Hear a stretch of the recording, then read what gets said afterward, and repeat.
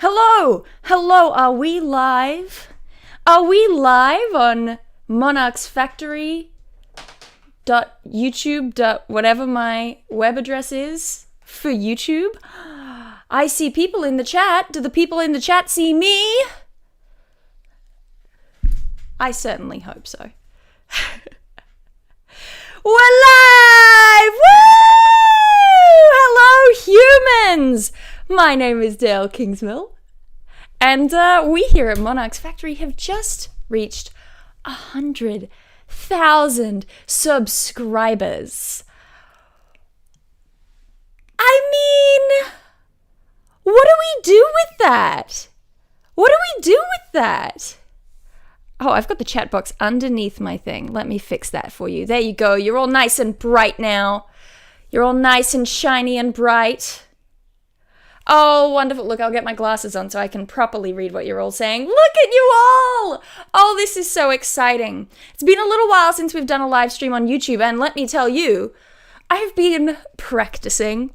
Yes, I have. I've been rehearsing. That makes it sound like I've scripted this. I've been learning the ancient art of being live on the internet. I'm good at words. We've done some streaming over on Twitch recently, but here we are. We're doing a big one. We've been building up to this. The mods and I. We've been learning the ropes, figuring out how things go, because YouTube's a little bit intimidating. Look at how many of you there are. See? Oh, this is so exciting. Look at everyone in chat. I'm so happy that you're all here. I'm so happy that you could join me. I think this is going to be a ton of fun. I'm running a little bit behind in getting set up, so my Melon cam, as you can see, is very zoomed out. Let's see what we can do about that. I have a Melon cam. Yes, a Melon cam. Because what we're going to be doing today, I couldn't work out. I was like, man, what can I do to celebrate 100,000 subscribers on a live stream that'll be like appropriately festive and like thematic for the channel? What could we possibly do? And then one of our very own illustrious mods, Shadow, said, how could we not think of it sooner? We could carve a melon. And everyone said, no, don't do it. And I said, well, I think it's a good idea. So here we are. New death-defying feats. I'm told these knives are sharper than the knives I used last time. So both more and less safe. So we'll figure it out as we go. Give them a melon. Yeah. Yeah, I should make a melon step. Look. Yeah, melon cam. Proper Southern Hemisphere. Love it. Oh, I'm sorry that you can't stay long, Eric, but it's very nice of you to show up. I'm very pleased that you could be here, even if only briefly. All right, let's fiddle with this melon cam just a little bit. So let me see. What are the things that we need to talk about? There's housekeeping up top, but like fun housekeeping, I hope. 'Cause let's see. First thing that we got to say, melon carving. All right, that's gonna be good. It's gonna be fun. We've got the melon cam. We have over here. I haven't set up my mic in the other thing. That's gonna be fun when we get to it. We got these things. We got what's this? I got my. You all know, I'm sure, humans, that I have a newfound passion for hydration, and I was concerned that when I stream, I don't stop enough to drink my water. So here we are. We've got the new hydration helmet that's going to be really good for helping me stay hydrated.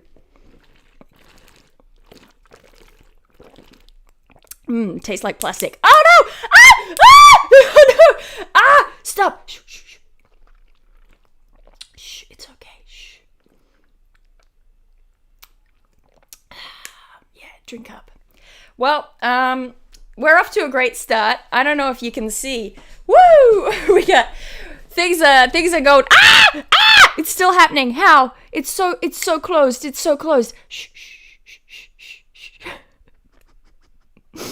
This is going good. This is already a really pro stream. I'm just gonna have to hold this right here for the time being. Good thing I have a towel, right? Good thing I have a towel.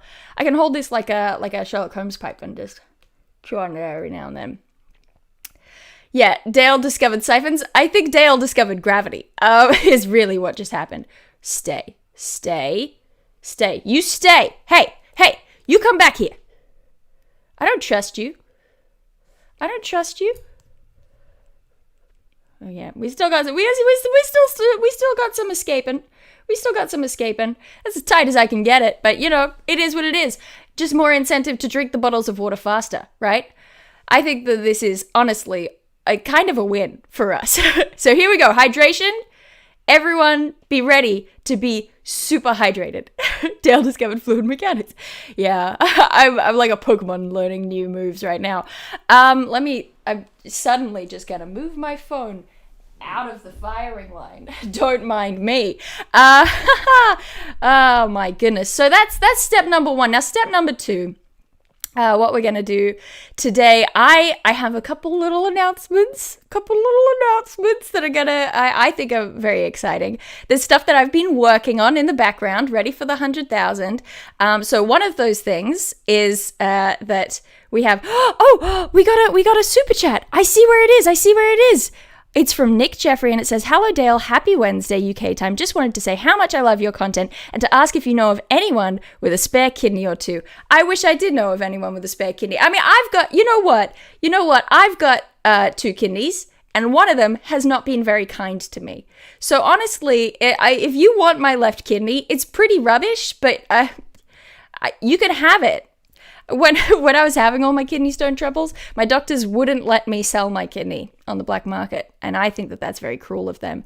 Congrats, Dale, 100K, you deserve it. Much love from Arizona, USA. Thank you so much, Christopher Jackson. Thank you so much. See, this is it's very exciting for me. The thing. Okay, announcement number 1. Boom, here we go. Celebration day. I'm gonna release the river in preparation for it. Are we ready? Okay. I'm being careful this time. Oh, I forgot it tasted so much like plastic. Ah! Okay, we weren't ready.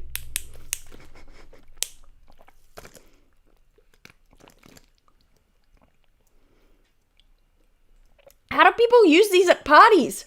This is for like hens nights, right? Well, it is what it is. Announcement number 1. This has been a really big drum roll for it. I have been working with an artist, Mama Monstrosity. You can find her on Twitter. She does really cool art, like these sort of cartoony things. She's done cartoons of me in the past, and I got in touch with her, and I asked her whether I would be able to commission some emotes, some custom emotes for live streams on YouTube and on Twitch. So there are emotes for anyone who's a member on YouTube. You can use the emotes, and I deliberately went out of my way. I thought I would be able to enter my own price, but YouTube thwarted me because it was a drop-down menu instead. Memberships on YouTube Live here, like the lowest price, whatever it is. It's like $1.49 Australian. So whatever that is, that's the cost of memberships. It's the lowest I could get it. I wish I could get it even lower because we have these emotes, these custom emotes that are ready to use. I had to upload something like 4 or 5 to begin with, and then the more members we get, the more of the emotes I'll be able to upload. So that's very, very exciting. I'm hyped about it. I think that people are going to like them. And for people who come and watch me on Twitch as well, they're going to be on Twitch as well. Although we won't be able to unlock most of them until I actually get my act together and become, whatever they call it. The thing, not an affiliate, the other one. I don't know these terminologies. I'm a YouTube gal. I mean, sure, it's a joke, but also I've seen it work. Maybe people just don't mind being covered in beer. Who knows? £2. I didn't realize, Nick Jeffrey. I'm saying your whole name. That feels a little odd. I didn't realize, Nick, that you're in the European time zones. It must be very late for you. I'm very sorry. Dale literally puts the stream into live stream. Yeah, I do. Oh, baby, this is the content that people can come here for. This is the content that people deserve, okay? So that's announcement number 1. Announcement number 2, the other thing that I've been working on behind the scenes has been a long time coming because I'm a little bit rubbish at, organization. But let me see if I can get the thingamy, the thing. you know, the thing. Typing is my forte. Aha, ha, ha. Whee! This is very exciting and good. Okay, so if I pop this in chat, it's my own streaming software wants me to sign into chat. Wait, let me go. I can circumnavigate this. Here we go. I can pop it in here. Take that.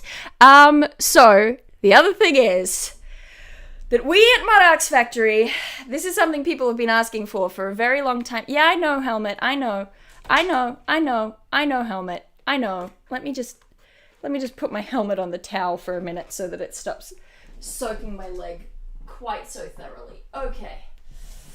For a very long time, people have been requesting a merchandise. Here we are. We have... This is just one of the designs that we have. This is a design by Luke Comstock. It's the vegan evocative design. This is, Luke was inspired by, I was so unhelpful. I was like, look, all I know is that it's gonna say vegan evocative on it. And I want it to be, you know, the vibe of like starlight and fairy rings and forests at dusk. And he was like, okay. And he took it and he ran. He gave me this little beauty. This is, it's inspired by, let me see if I can get the mic to follow me. It's inspired by sort of 16th century woodblock carvings. But you can see here, let me, you won't be able to hear me for a second, I apologize. Oh, let's get my hair out of the way. We got this stuff. I love this design. Because it's, you know, it's, you see more stuff the more you look at it. You've got this sort of churchy looking house appearing in the background beneath all the foliage. You got these mushrooms in the front that I didn't realize at first. You got this shield up here with the MonarchsFactory logo. And I love the way that the vegan evocative kind of melts across. It's very cool. It's very fun. The other thing is we have, of course, the Crown and Gears logo. MonarchsFactory. So I'm very excited to finally be able to announce that. Let me drop the link in chat to the website. We have a website now? Yes, we have a website now. I mean, are we a pro channel now or what? Right? Like, here we go. It kind of looks like YouTube blocked my own thing. I hope they didn't. Or is it just highlighting MonarchsFactory because that's my name? Hopefully you can see the link there. I really love how the website came out. I think it's really cool. We got a bunch of different versions of the shirts with these two designs on them. Most of these ones as well, I really like. Luke designed it in sort of negative space. It's kind of like a photo negative. It looks really, really cool. It looks, some might say, vegan evocative. I think he really nailed the design. The Crown and Gears logo is by Matt Bat. Awesome work. It's just like Bear says, it is so much of a surprise, even the mods didn't know about it. I may have mentioned it to the mods while I was trying to figure things out in my confusion. So, you know, if you can't rely on your mods, who can you rely on, right? Yes, I will say, so the merch has been a big thing for me for a very long time because I've been, sorry, I just realized that my hydration helmet is hanging not on the towel, but over the edge of my desk. And that's fun.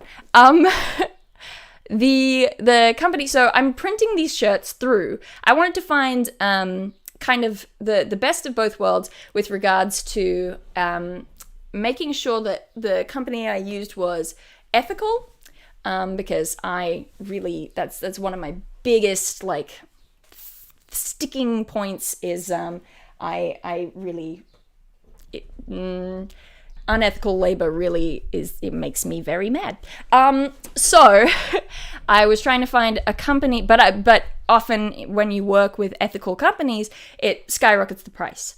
And you end up with this tricky situation where it becomes too expensive for me to feel that it was justified in putting those products out to you. But I also didn't want to compromise on ethical labor. So I did a ton of research, and I found a company that makes the base garments called AS Color, who are really transparent, who have great ethical practices. Hey, we got Colville in chat. Sup? They've got really good ethical practices. They're transparent in the areas where they don't have sort of the ability to do stuff that they want yet in terms of environmental stuff and how they're trying to fix that. I really appreciate stuff like they do produce garments in places like Bangladesh, in towns that the economy and the industry there really relies on it. But what they've done is they've teamed up with other companies that are interested in ethical labor so that they can basically buy out entire factories, not always the right word, but they can buy out entire factories with these other companies that are all saying together, we want you to implement these things, so that there's no chance of one company saying, well, you should have ethical practices, and 10 companies who are using the factory saying, well, we don't care about that. All the companies who are using those particular factories are all coming in together and saying, no, you need to, pay this much. You need to make sure it's maximum this many hours work, those sorts of things. So I really appreciate that. And I found an Australian print-on-demand company that primarily uses those garments. And I made sure to only use products that come from AS Color. So we get the best of both worlds. We get print-on-demand, which brings the price down from a local Australian business. So we know that business is on the level. And we've got the garments coming from a company that's getting ticks across the board in terms of ethical ratings. So I'm really pleased about that. We have merch now. Hooray! So those are the two announcements. We have emotes and we have merch. That's really, really exciting. And now we can get on to some watermelon carving. I know it's what you've all been waiting for. So let's see. First of all, I would love to know, what kind of thing do we want to carve into this watermelon today? What are we carving into it? It's got to be festive, right? It's got to be something about 100,000. But I still want it to be a face. Faces are fun.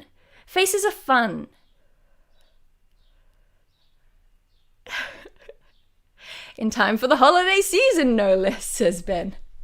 Well, a lot of people have wanted, I know that a lot of people want to support my channel financially, but don't have the money to engage in the monthly sort of subscription services like Patreon, or, subscriptions on Twitch or whatever. So those people have been asking for merch for a really long time, because that way they can just do a one-off thing, but it does support me.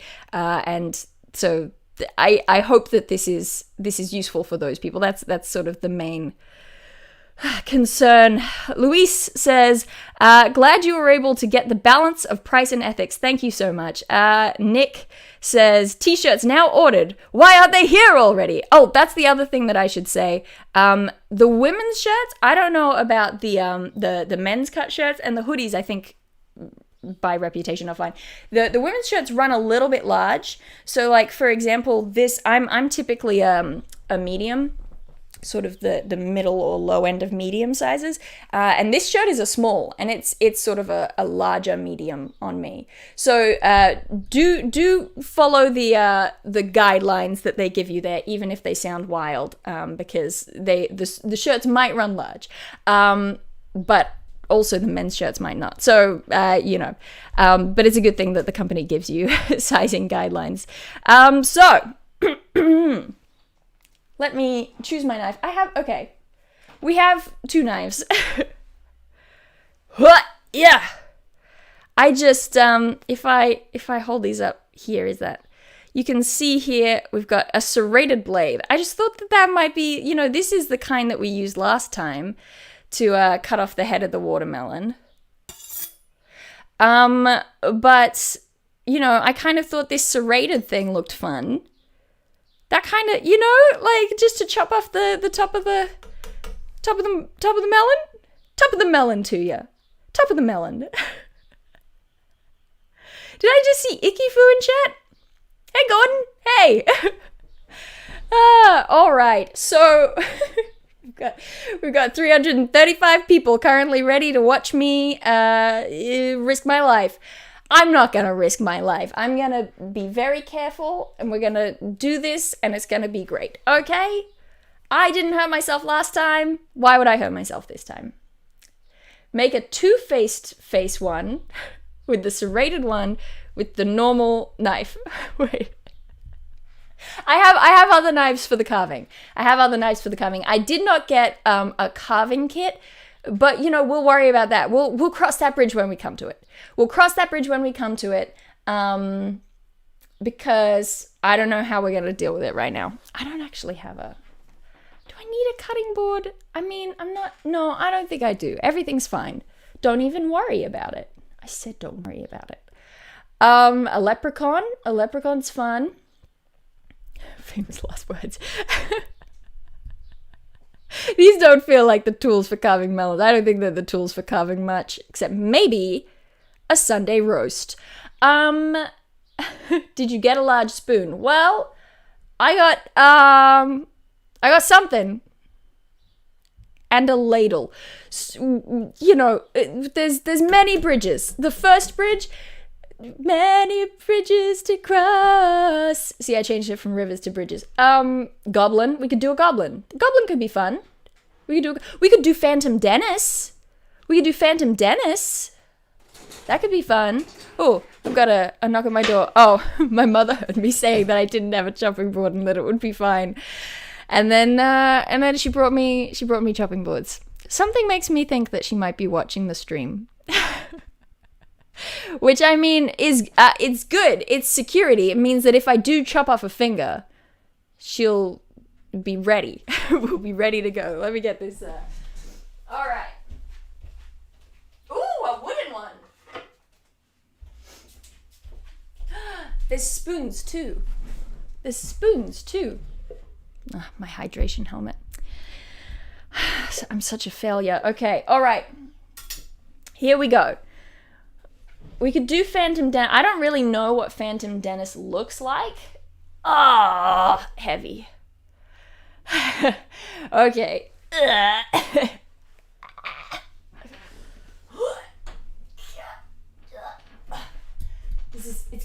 It's good. Look, let's all just be pleased I'm using a more sturdy desk this time. Okay. All right. Whew. Traditional Evelyn greetings. Yes. Thank you. Carve the melon into a smaller melon. Okay. Well, you know, no idea is a bad idea. Careful with your computer. Yeah, that's true. I do. I'm going to move my computer over here because I don't actually need it to act as a camera. So I'm going to shift my laptop further away where it might be safer. That's a good idea. And I don't know why this cord is under there because that's getting in the way. So I'm going to move that around. Yeah, you're all witness to professionalism at its finest. Okay. Let's do this thing. There's no time like the present. Learn by doing. That's what I say. Sometimes. Not all the time. Some of the time. Let's get chopping. Let me. The sound's gonna get bad for a second and I apologize.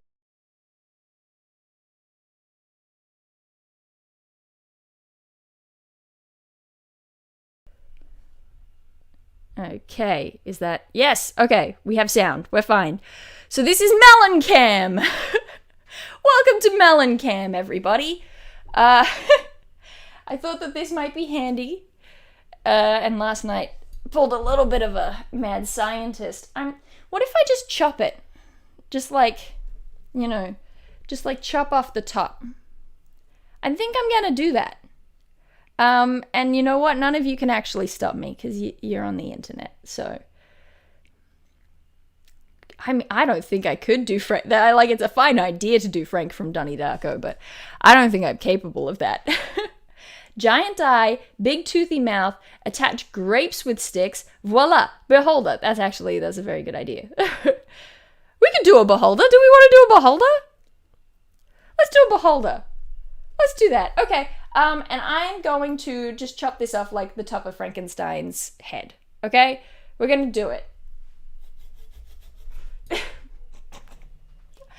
I already have my doubts about how this is going to go. Wait, okay. The sawing motion is not as freeing as I thought it might be. So no, that's got to go down. There we go. Okay. I don't know how well you can hear me right now, but hopefully you can hear me. Okay. Serration is fun, but maybe not helpful. Let's try this one. Ooh, sharp. Oh, that's sharp. That's very sharp. Okay. All right. Oh, all right. All right. I see how it is. I see what could happen to my body if I slip. Oh! Yes! Juices! We got juices in the house. Oh.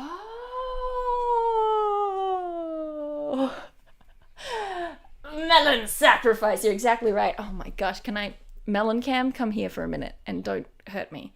Look at the chopping board. Fully looks like... Oh, the smell of the watermelon just hit me in my face. And I'm so happy right now. I'm so excited. This just became an ASMR channel just in that moment because I got so excited about the watermelon smell. And I got a view of me in the bigger camera, in the melon cam, whispering into this microphone. Hey melon cam. All right. Okay, here we go. Oh, yes. Oh, baby. Okay. All right. Where are my spoons? Where are my spoons? I got some. And I got a big glass punch bowl that I'm gonna use to house the melon innards. It's the technical terminology. Yeah, juice. That's sad. That's real sad. For people who haven't been watching on Twitch, we've been doing a Pokemon Nuzlocke, and we got the rare encounters on so many different paths, and we got a Pikachu in Viridian Forest, and I let Pikachu die, and it's one of my lowest moments. I was wondering if people would like to. I was gonna make a list and I didn't get time to because I had I wasn't linking Shopify to my website took longer than I thought. But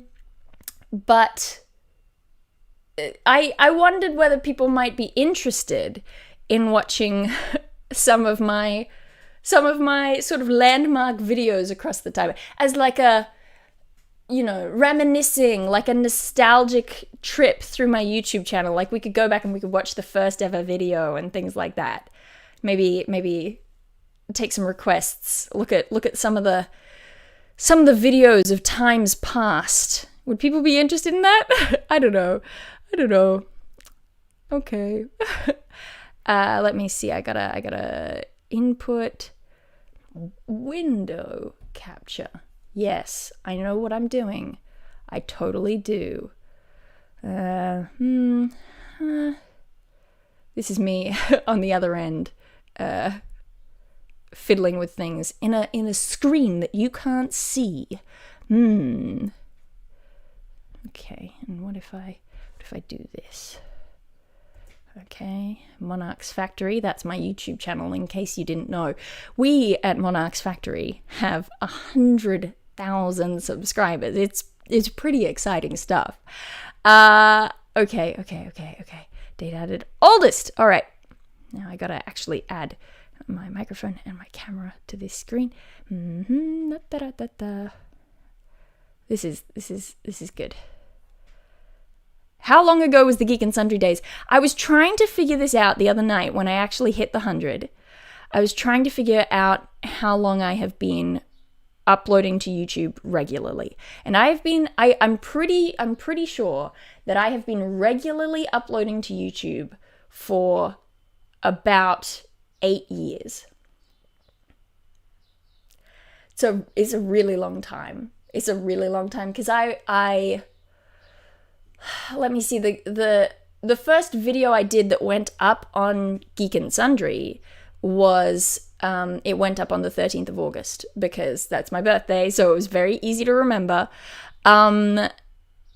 So let me ping. Sorry, this is me trying to do two things at once, and I'm very bad at it. Yeah, it went up on my birthday on the 13th of August. And so that was very exciting, and I could remember it. So that was the 13th of August, and it was 2013, because it was my second year of uni. So however long that has been, I think it's about 8 years. So, you know, that's fun. That's wild to think about. So here we go. Here are some of my oldest videos. For anyone who hasn't seen them, you're about to have a time. You're about to have a time. Let's hop in. This was my first YouTube video on this channel. Technically, I did upload videos to YouTube like once or twice when I was younger.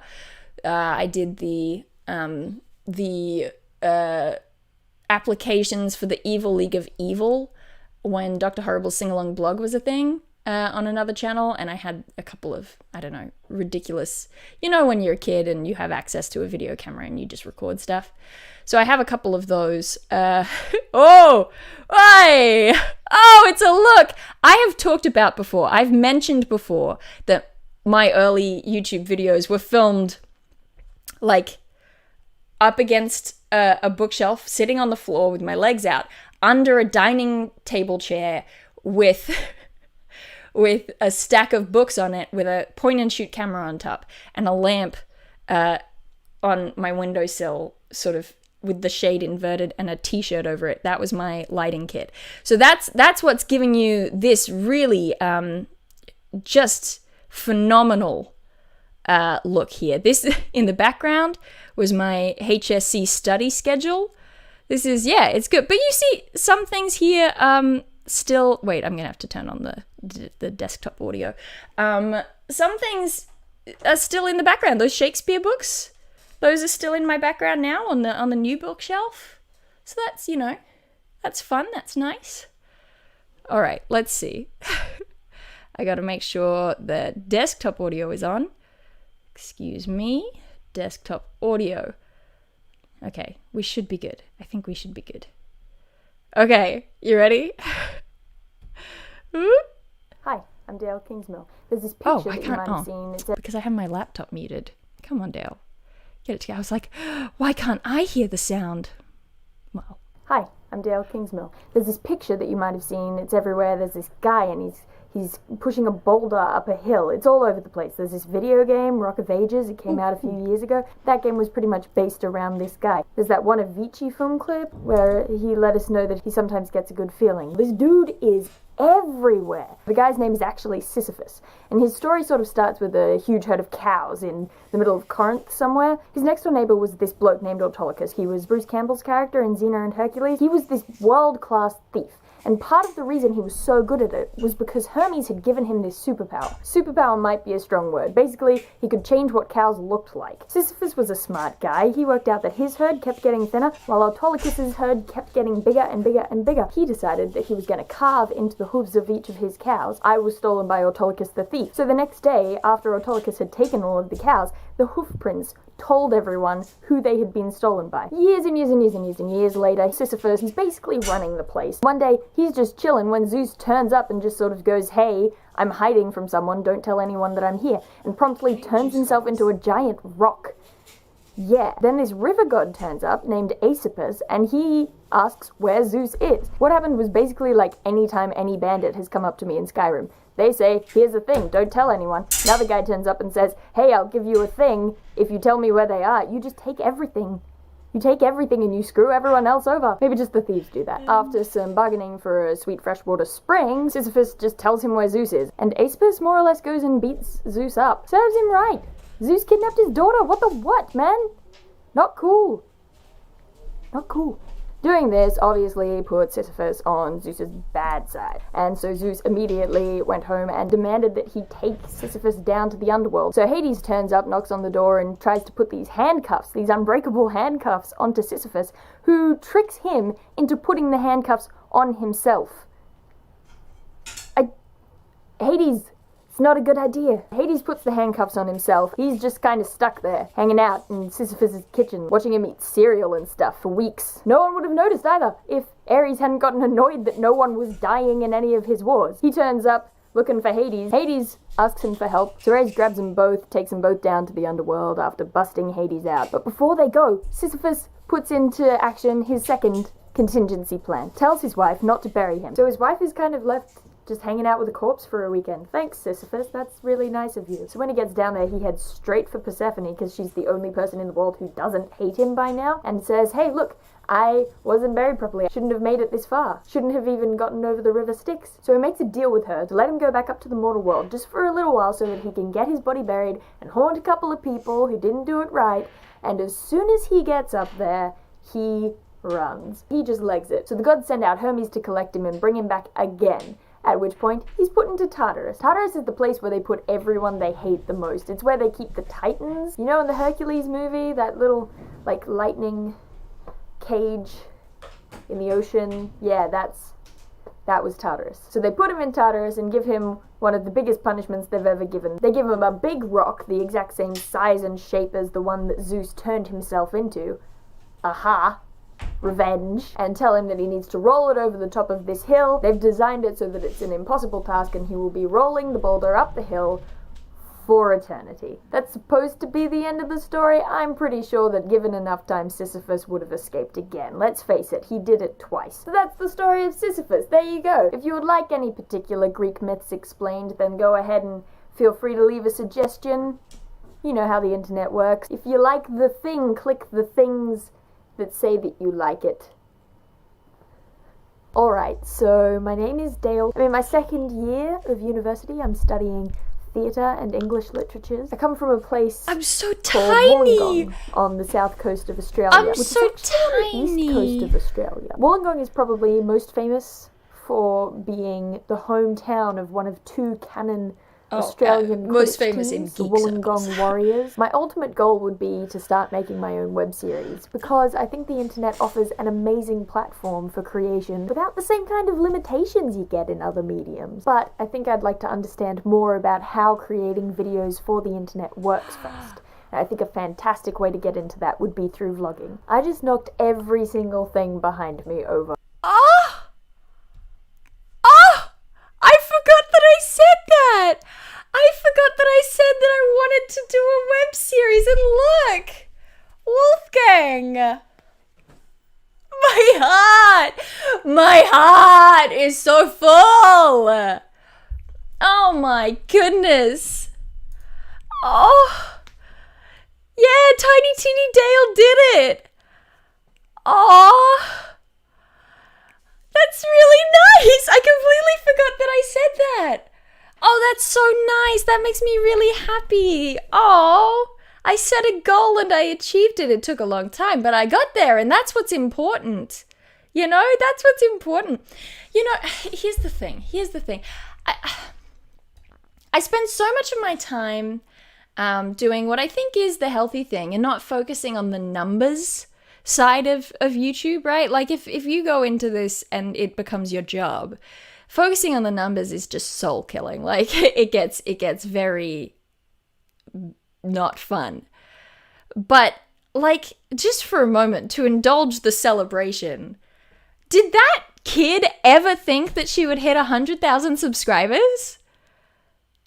Right? Like, I mean, holy moly. You know what else? It's evidence that if I actually tried, I could make shorter videos. Maybe a little less detailed, but I did it. Oh my gosh. Someone get this human a plaque. Congratulations, Dale. Have you read Wake Siren? I haven't. I just was at a book reading and Q&A with the author. I haven't read it. What's it about? Tell me. Chris Wilkins, thank you so much for that. Oh my goodness. You know,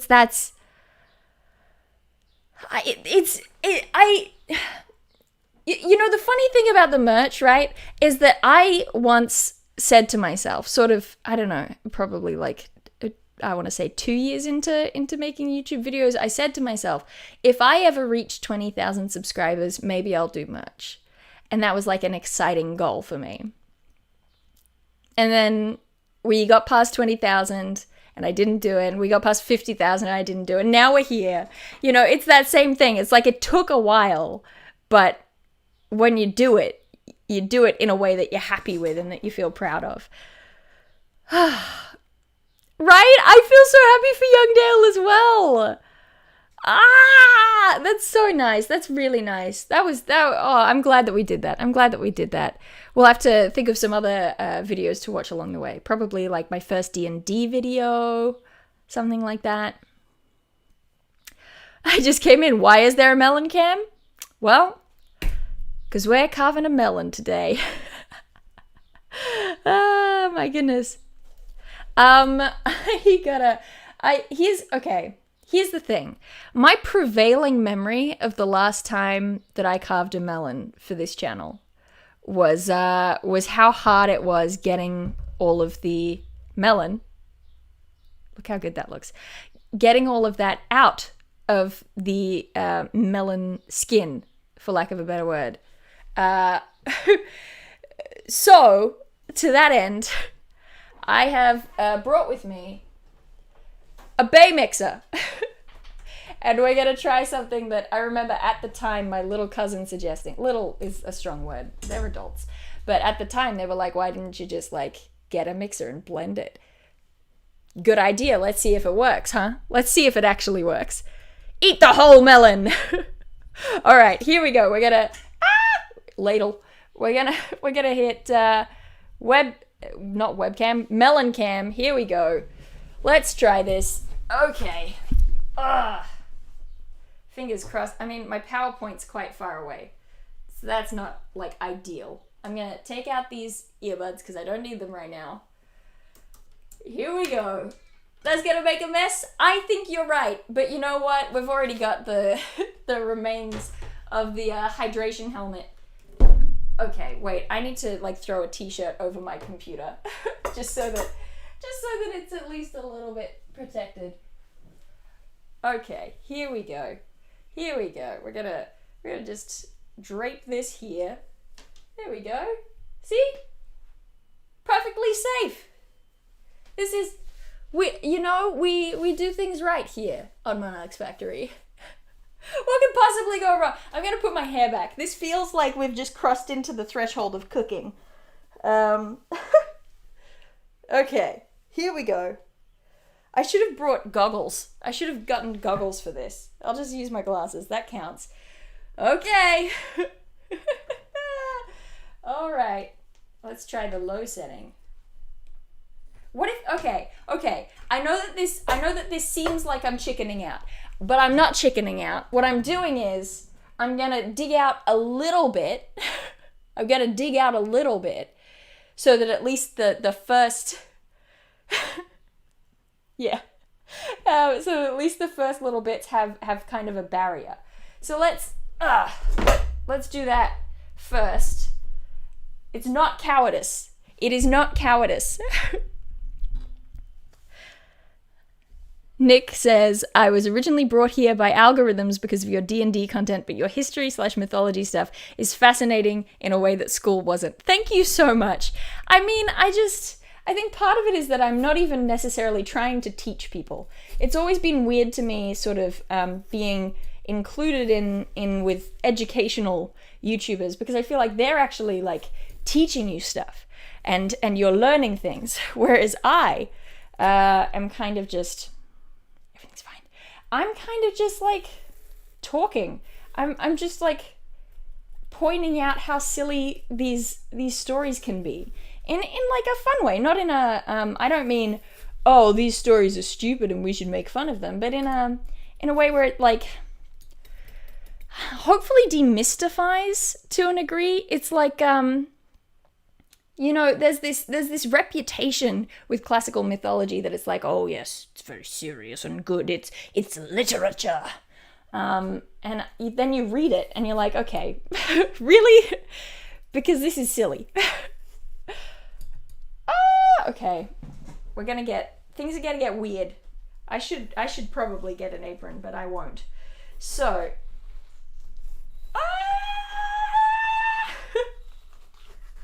okay, this is gonna work. This is gonna work. Team. Y'all, this is gonna work. This is good. Looking forward to Dale repainting her room after she covers it in watermelon shrapnel. Yeah, I mean, the sacrifices we make. When I was a kid, the house I grew up in, when we moved out, we were painting it. We were painting the house. It was all these like great colors, you know, because we're a family that likes color. But we were moving away, and so we had to paint it like desirable colors. And at the time, the most desirable color was it was some horrible thing. We called it, I don't know whether it was really called this, I assume it wasn't. We called it hog's bristle. It was like this off-white horrible color.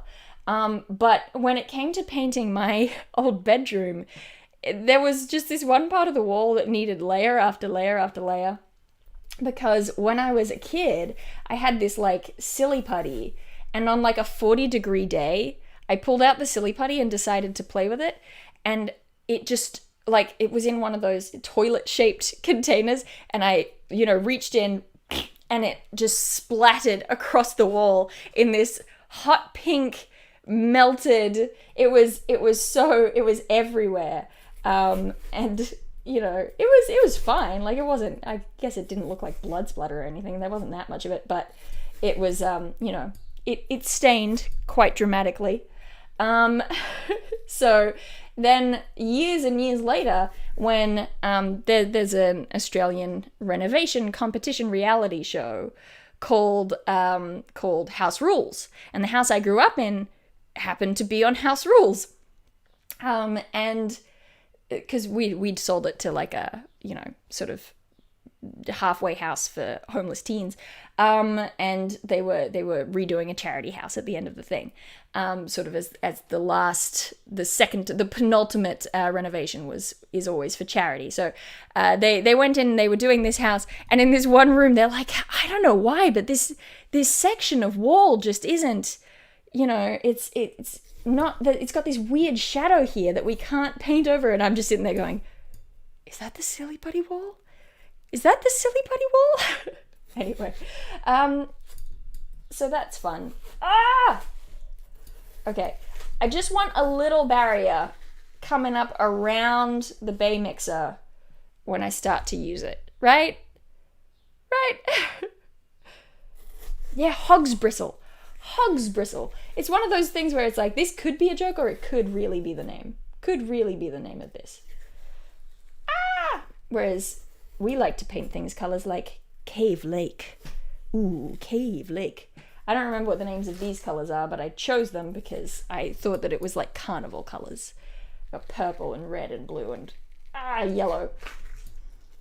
Because it was the first time I was sort of given leeway to paint my room whatever color I wanted. And so I was like, let's go hard. Ow! Everything's fine. Everything's fine. Do not take this as an omen. Don't you dare to take this as an omen. Okay. Oh, yeah.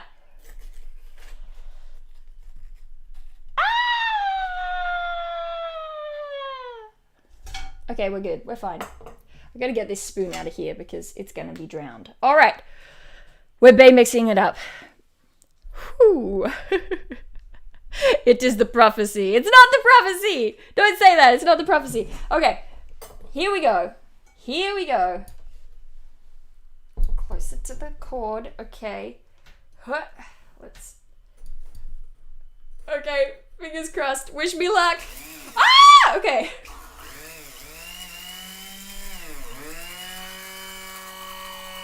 It's doing something.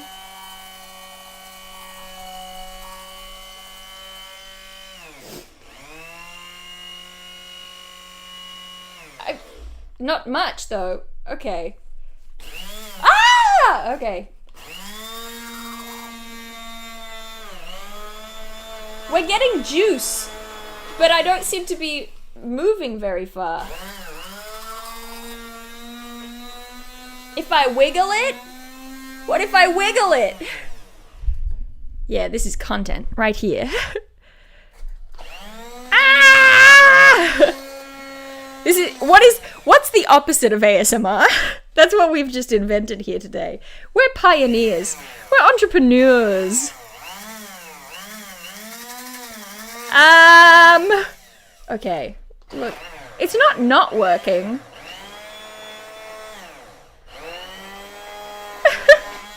Can I show you? Where's Melon Cam? Melon Cam, come over here for a second. I want you to see inside. What do I? Yeah.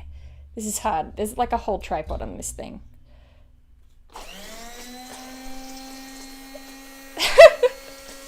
This is it.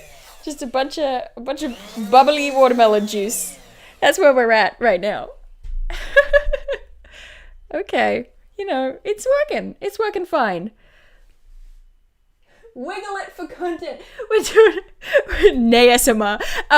Yeah, I'm trying to wiggle it, but it's got these big like prongs on the side that are kind of. Oh, but it's working. It's starting to wiggle now. Wiggling it. Wiggle it all day long. Get ready to wiggle. Grab a straw. I could pour it into my hydration helmet.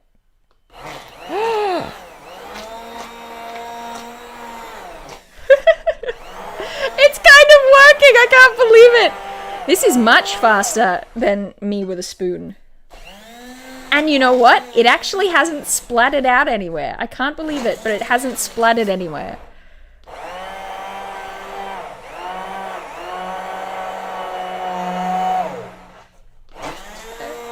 Yeah, I mean, I guess, yeah, ASMR that's unpleasant sounds, but this isn't necessarily unpleasant. It's just very loud. You know, it's me blending a watermelon while screaming into a microphone. I said no out loud. That's my sister, by the way, folks. But she's not here to stop me! Oh, KB Tibbs, you may be late, but you're not missing the fun. The fun goes forever! We're here to party all night long. I mean, at least for a couple of hours, right? Okay! It's reasonable audio levels for you. I'm so pleased to hear it. Was my screaming also reasonable, though? This is amazing. It's not displacing anything. It's just like the same... It's the same volume it was in... Like, it shows you how much water there is in watermelon. Because it's basically just stayed the same volume that it was when it was solid. But now it's a liquid.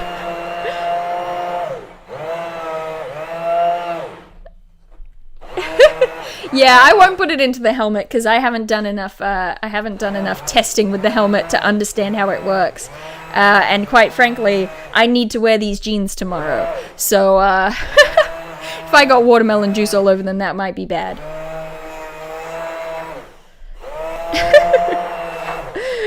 I'm watching this while I paint my nails. Sorry, it's just a really funny image to me. Oh, okay, all right. We might be nearing the point where I have to ladle some into this, whatever you call it, the thing, the punch bowl. Okay, let's ladle. Let's do some ladling. Get ready to ladle. Ooh, this is very exciting. I want to taste some. What if I just have a little A little sippy. Ah, delish. The last time I don't know why they reacted so badly. When I did my first watermelon carving, I took all of the sort of spare watermelon that had come out from it in the bowl, and I made I made a platter of watermelon for the family to eat, and we all enjoyed the watermelon. It was delightful. And then a few days later, when the video released, everyone went, "Oh, you were licking the spoon?" We have shared cups. Calm down, it's fine. And I wasn't like licking the spoon. Little, that's all. I've got to start getting these sides.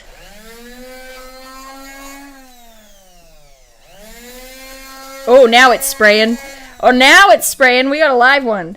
Okay. Ah! Ah! We're back to ASMR.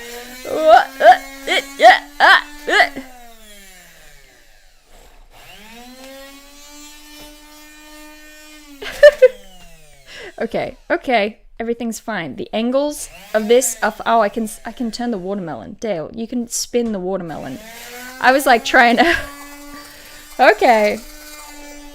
Aren't we pleased we have the melon cam? Because otherwise this would all be off camera. This wouldn't be sweet content.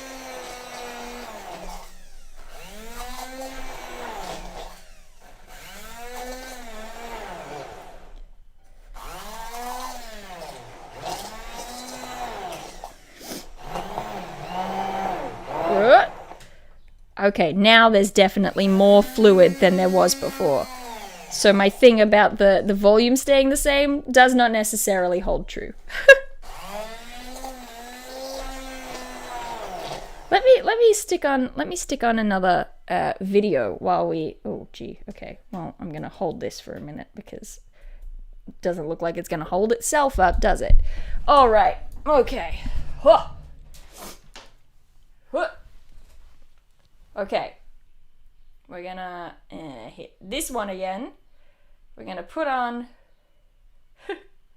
We're going to put on another video. What should we be putting on? Okay, so this one is the dance party just before. This was I can't play it because the song is, I can perform the song for you. You know what I'm going to do? Okay. I'm going to open this up. This was my first ever silly dancing video, which became a trend for a very long time on my channel. This was basically when the sort of auditions for the Geek and Sundry Vlogs channel finished, we had a ton of people all come together and say sort of, hey, let's just keep vlogging anyway, no matter who gets it. And a lot of those people still do. Trainer Jody still does, Gil still does stuff. And we all had a vlogger dance party. And we called ourselves the Vlogger Army.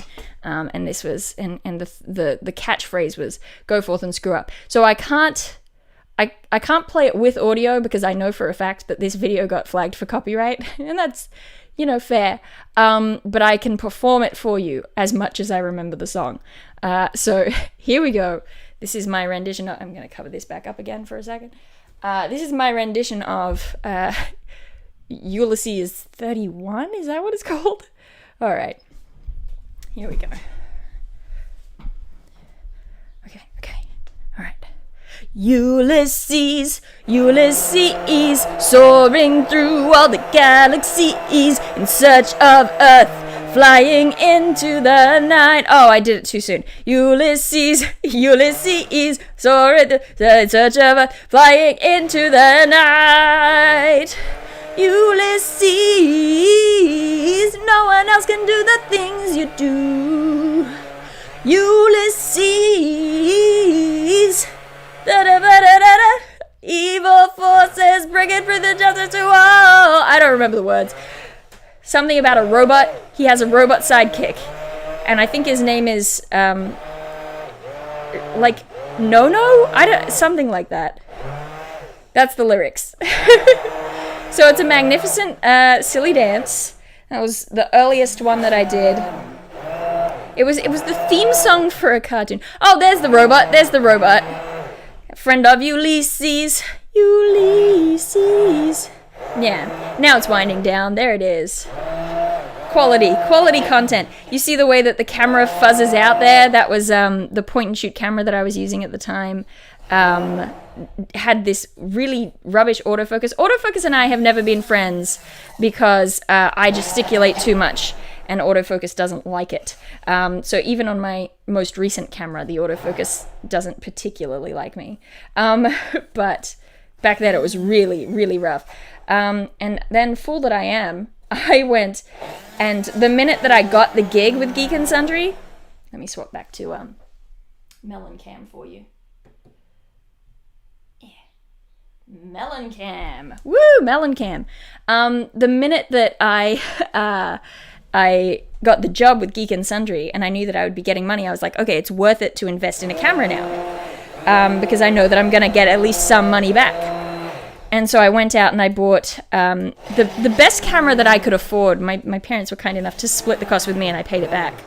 It was a Canon 60D with just the kit lens. Everywhere tried to sell the twin kit lens, but the second lens for that is very much for photography. It's sort of long distance stuff, and I was like shopping around everywhere to try and find somewhere that would just sell me the one camera, the one camera lens. And finally found a place in Sydney, and I spent something like $600 on this camera. And then, like a week later, Geek and Sundry, the producer, Jenny, got in touch with me and said, we would like to upgrade your equipment. Do you need us to buy you a camera and stuff? And I was like, oh, no. Fool that I am. Should have done it properly. Gotten that sweet camera from them. I didn't know any better. Miles, thank you so much for that. No message. Just generosity. I'm gonna spill this ladle full of watermelon juice everywhere, aren't I? I can feel it. I can feel it coming. Onions getting chopped. Okay. Here. Oh, you know what? I could just pick up the watermelon. And pour it in. ASMR, here we come.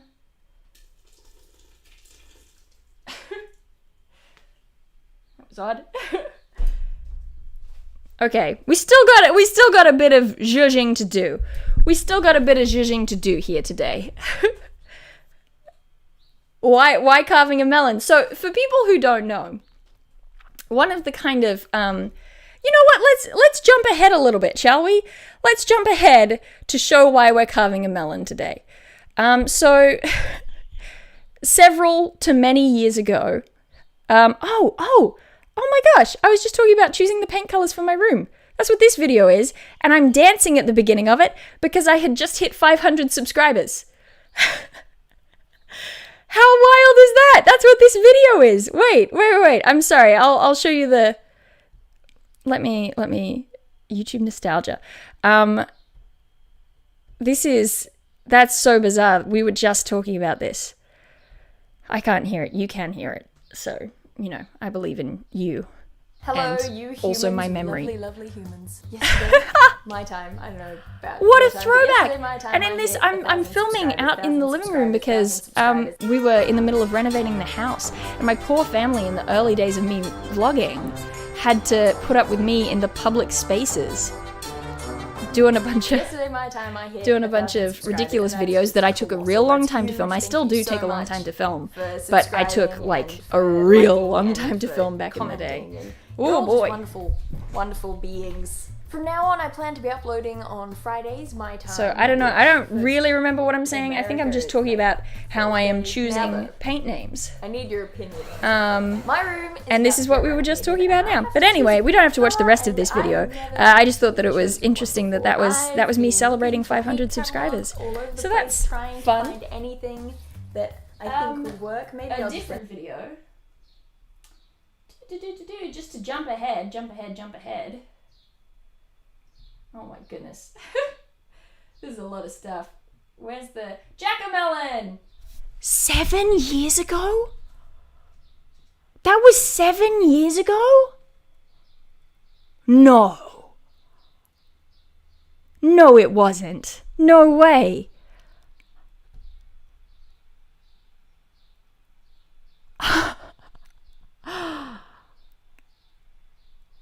Seven years is a lot of years. That's a lot of years.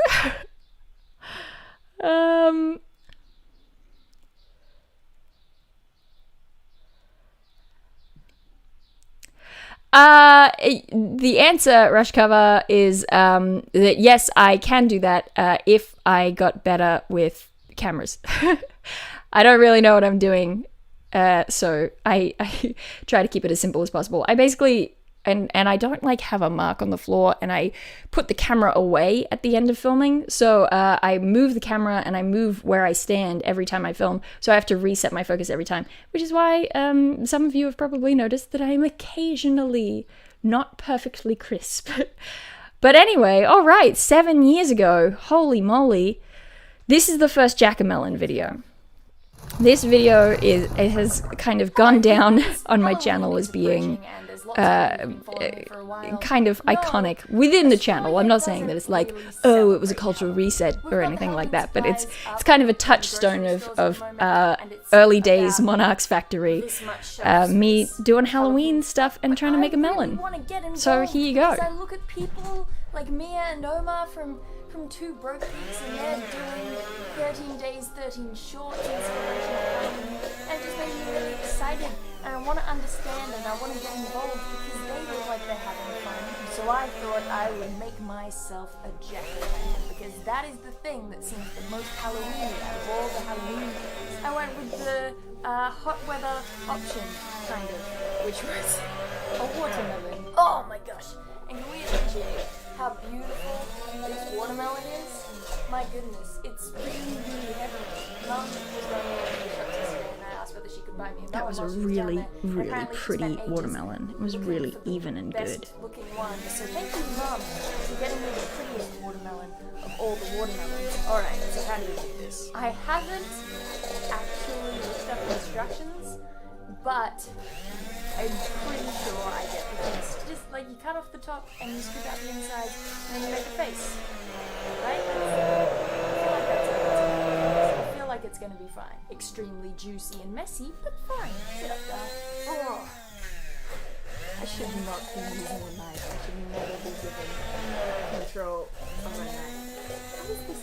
How is this watermelon skin? I've gotta be through it, haven't I? I'm probably through it. This is fine. Uh-oh. Okay. Wait. Why would anyone be afraid of these knife skills? Look at that. I need to rethink That's good. my cutting angle. Okay. Alright. I'm a master of the blade. It's fine. Oop, oop, oop. Ooh. There she blows. Surely it should be easier to cut in this than this. Oh my gosh, I can smell the watermelon. It smells so good. It's salad. Yummy, yummy.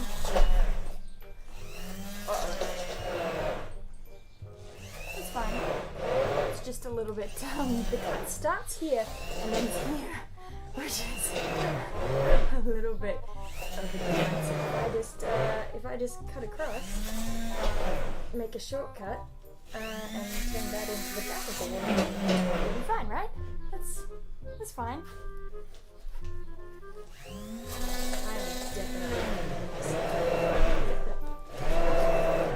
Whoa! Oh, it's beautiful.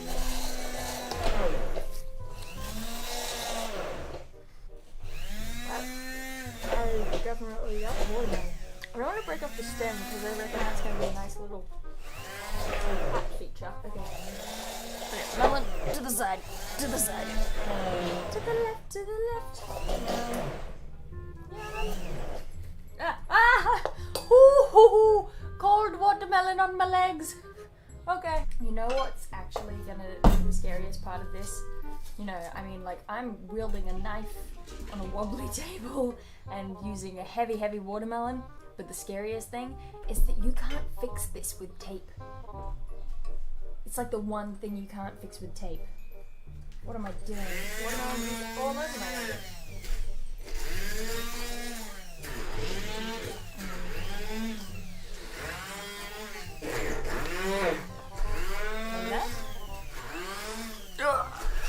Oh, okay, heavy. Oh. Phantom Dennis? Okay, I feel like there's a way to make this easier for the spoon by using the knife. Maybe. Ah! So much juice. Guess that's why they call it a watermelon.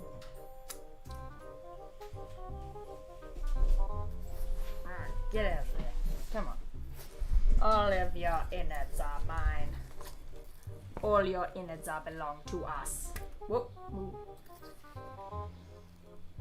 Okay, no, that's gonna just splat all over my camera. Whoa! Ah! This makes the grossest and best noises! Watermelon is so good. It's all juicy. I'm tired. Let's do this. This is not the way to do this. Made me want to eat watermelon. This is a worse way to do this. Whoa! Like brains, but not actually like brains. Oh, ow, my thumb. That's the good bit. This is just turning into watch daily watermelon. Do you think if I just like mash it all up inside the watermelon and then dangle the watermelon upside down over the bowl that it'll go well? No. It's basically what we did today. No, it won't. I'm gonna have that conversation with myself before doing it, because sometimes I think it would have we're been not so fine. lucky. Do I think that making the noises will make this easier? Is that what's happening? Oh. With that plan.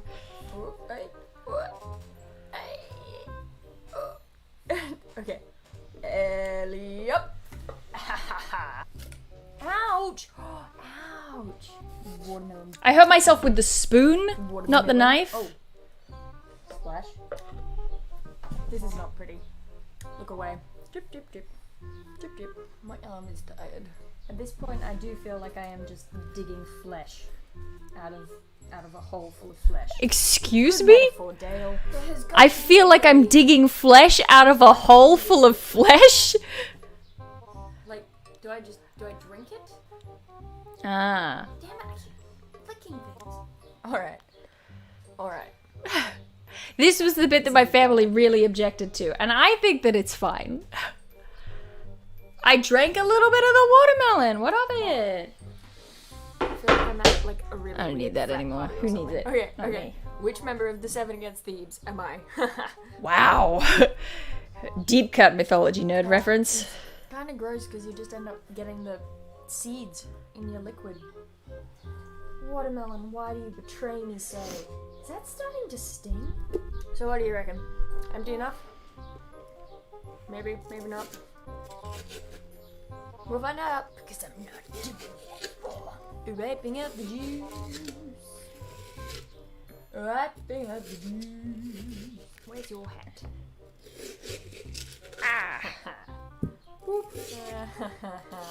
Watermelon hat. Okay, so now like I'm tempted to try to do something like a Jack Skellington face, but really I'm very aware that I'm bad at these things. And Can't believe how much of this video was me emptying the watermelon. I say as I'm an hour into my live stream, still emptying a watermelon. Right? Let's do the normal scary pumpkin face. Or we'll try the eyes. I'm frightened. Okay, alright. Okay. I might stab myself. Thumbs in. Careful. Yeah. Oh. See, I was being careful. Thing for ages. Whoops. I was being careful. Hands up if you're frightened for my safety. Okay, well. Everything's fine. Everything's fine. Fine is maybe a strong word, but I think we're good. Thumbs in. Don't get stabbed. I'm even stabbed. wielding the knife like a psycho killer. Okay. Taking it easy. Yeah, moment of truth. Hey, the first eye. Why is... You're so juicy, watermelon. And I love it when I'm eating you, but maybe not so much when I'm trying to carve a face into your skin. Will this even work? Like, how big do the holes have to be for the candle to have any effect? Okay, now try to make this even, like mascara, but with a knife. At an angle. My fingers are out of the way, right? I don't quite know what's going on anymore.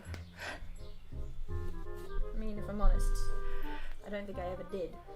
Sorry if the video just disappeared. I was just checking the things. Thank you so much, Warhouse Bard. Said take all the time I need. Well, Smile. that's good because it's actually, you know what, it's going much faster than it was last time. Wait. What am I actually gonna do?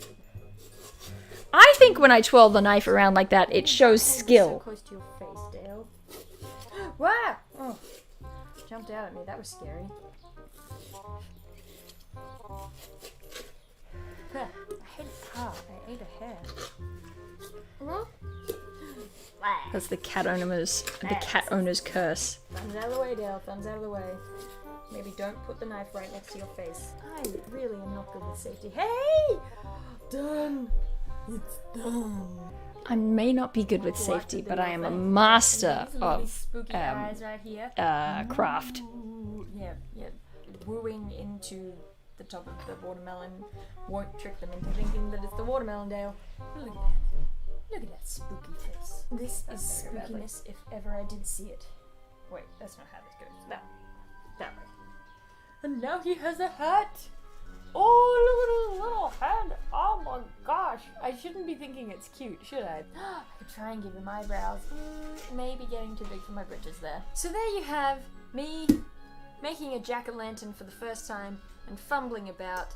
And, I mean, it happened. It's done. There's a jack-o'-melon right there. Isn't this a magical face? If you enjoy this magical face, please do remember to hit the like button and also subscribe because I make videos. I got watermelon juice. I make videos every week on this channel. Split in the back. Ooh, that was a different time.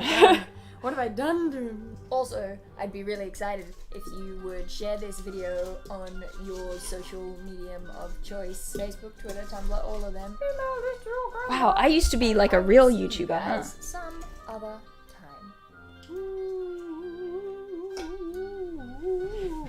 That's good oohing, Dale. That went from spooky ghost to just bad opera in like 2.4 seconds.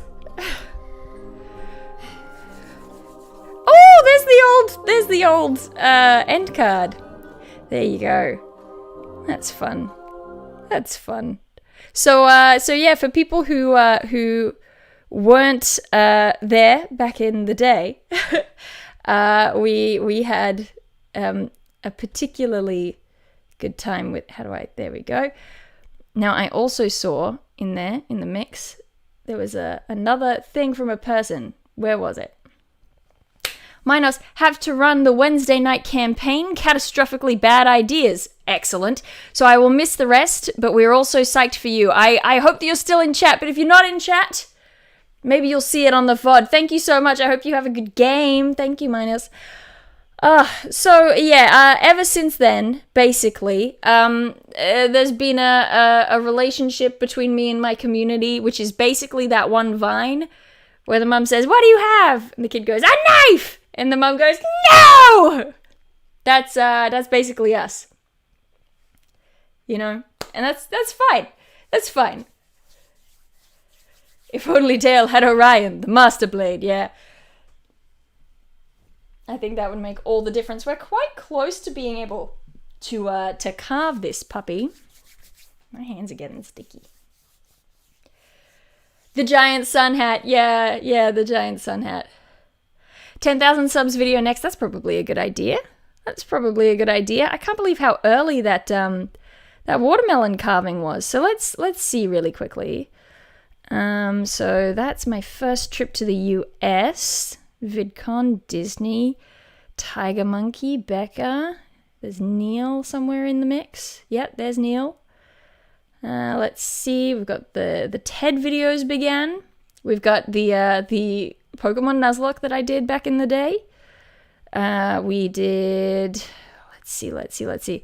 Around here somewhere is when Geek and Sundry Vlogs ended, because I started doing these thumbnails and stuff. Let's see. Where's my 10,000? Does anyone remember what my thumbnail for my 10,000 thing was? Oh, I've got 15,000. I might not have done a video for 10,000. I remember crying at 10,000. I think there's an Instagram post of me crying at 10,000. But I do have a 15,000 subscribers video, so we can chuck that on. Oh, more ASMR. That's exactly what we want.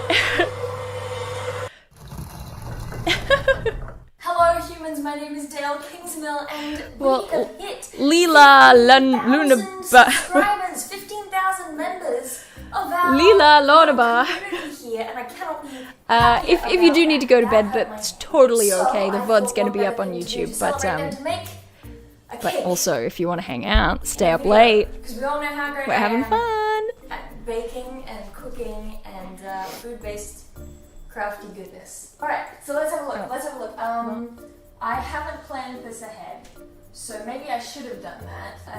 The old-fashioned favorites from Melon's. Ooh, old-fashioned favorites. Tando, like Ruby from Great British Bake Off. I love Ruby. Dale, why are you looking at Ruby's book? That's too advanced for you. That's funny. She's actually just come out with a book that's like cooking for anybody. Should we have that book from when we were kids that had all the like kids' cakes? Yes! I love this book. Who puts licorice in the recipe for a children's cake? I Kind of changed my tune. I've grown up a little bit clearly because I don't hate licorice anymore. Guys, it just got really bright. Is that better? 2:20 a.m. There is. You're hanging with the cool kids. You're staying up late. Tortoise. Stay up late on a school night. Oh my gosh. Can I make that? Licorice, get out. I'm not putting licorice on my tortoise. Cool. Butter cake mix. Nice. If I combine these, I'm gonna put it on the cake. From memory, the cake was not particularly buttery. Ta-da! Butter.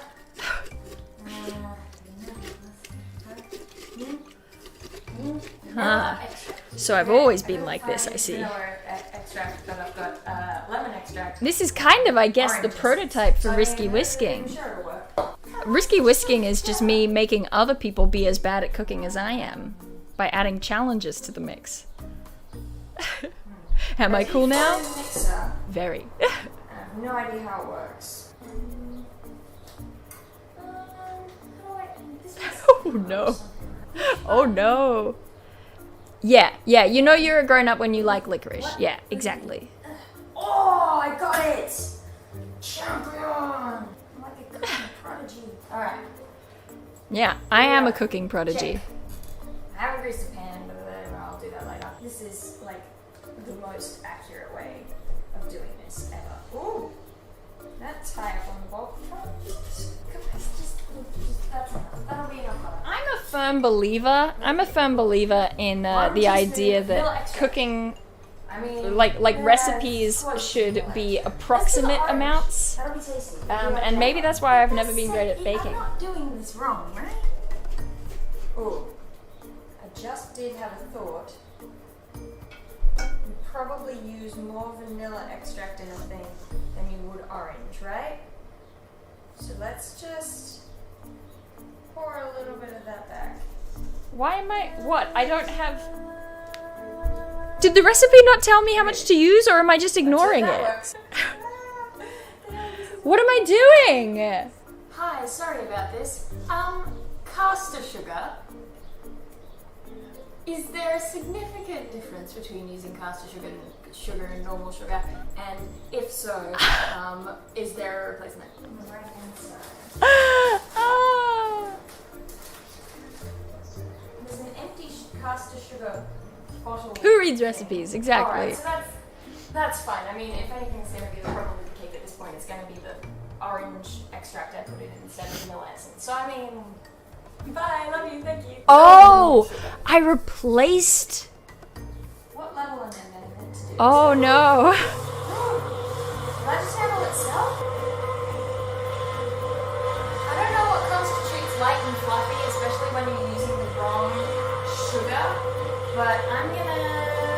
was my lifeline call? That was my mum. That was my mum. I would have guessed my other sister, Ray, but I could just barely hear Mum's voice on the phone. Down. Whoa. Alright, so question time, seeing as this is another subscriber milestone video. 15,000 subscribers, gang. That's a lot of people that we've got hanging around here. What is your favorite intra-community kind of reference, if you will? That's maybe not the right word. I don't know. This was me prepping for merch. This was me at 15,000. I'm telling you, that's what this will have been. Oh, whoops. Factory know about. What are your favorite kind of moments, I guess, from within the community? You get what I mean, right? You get what I mean. Let me know in the comments because I'm really curious about this. I am so sure that that was me being like, hey community, what should I put on a t-shirt? That's really funny. Wow, I'm really ripping through the songs. This is an ASMR. Give me a minute, I'm going to turn down the video a little bit. Question numero dos. Yeah, the lady does Spanish. What are some things that you would like to see more of on this channel as we're going forward? Now it's light and fluffy. Now I know what light and fluffy means. Question number the third. Not even really a question.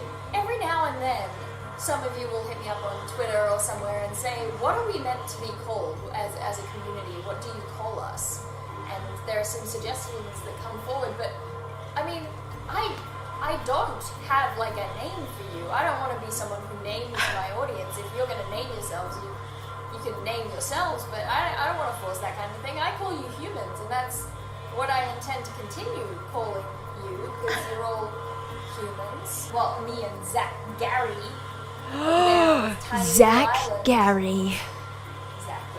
My nemesis, Zach Gary. People will remember Zach Gary. He gave up on YouTube. He's living a happy life. He's enjoying himself. But Zach Gary was this Australian YouTuber from Tasmania who I stumbled across, who had the same number of subscribers as me, Australian, and his catchphrase was "Hello humans." Zach Gary. But guess who won in the end? Okay, so Me! mixing, Dale! It seems to have worked. I don't want to get ahead of myself, but it seems to have worked. And, didn't taste super orangey. Maybe I should put orange flavor in more. Okay, Google, how much orange extract do you need for cake? Don't talk to me like I know what I'm talking about. I don't know what I'm talking about. I'm just going to put in some more orange. Alright, this is going to be fine. Okay, good. Nice and orangey. Nice and orangey. Yeah, it's orangey. I will admit, I didn't actually end up sifting the second half of that flour like I said I would. But I'm sure it'll be fine anyway. What do I need? I need pink stuff. I need pink, right? What? What is that? Cochineal? What the hell is cochineal? It's red. It's red. It's good. What is cochineal? Okay. Well, Who knows? Zach Gary with his happy life one. That's true. But you know what? I got a pretty happy life too. that I ignored earlier about him. Tortoise. Because I got you all. Okay. Alright. Well. Gabriel Vega's in chat. Gabriel Vega, who made me as a gift the Kingsmill Nuzlocke that we've been playing over on Twitch. Ooh, I kicked the Melon cam. Come on, Gravity, do your thing. Seriously, do your thing. Come on. Where was that gravity for me today with my hydration helmet? I ask you. I did that wrong too. So it turns out I was meant to alternate spoonfuls of each of these different colored mixtures into the pan. I mean, we haven't done that. This one's just gliding out. Look at that. The pink one is my favorite. It is the most obedient and I love it. I made a freaking cake. It hasn't cooked yet, Dale. Maybe don't get cocky. The king's million. And people would be like, oh, so there's a million of you? And we'd be like, no. For this, just to hold them in shape, so I'm gonna make that decision. For once in my life, I'm gonna think ahead and go, maybe I should take a precaution.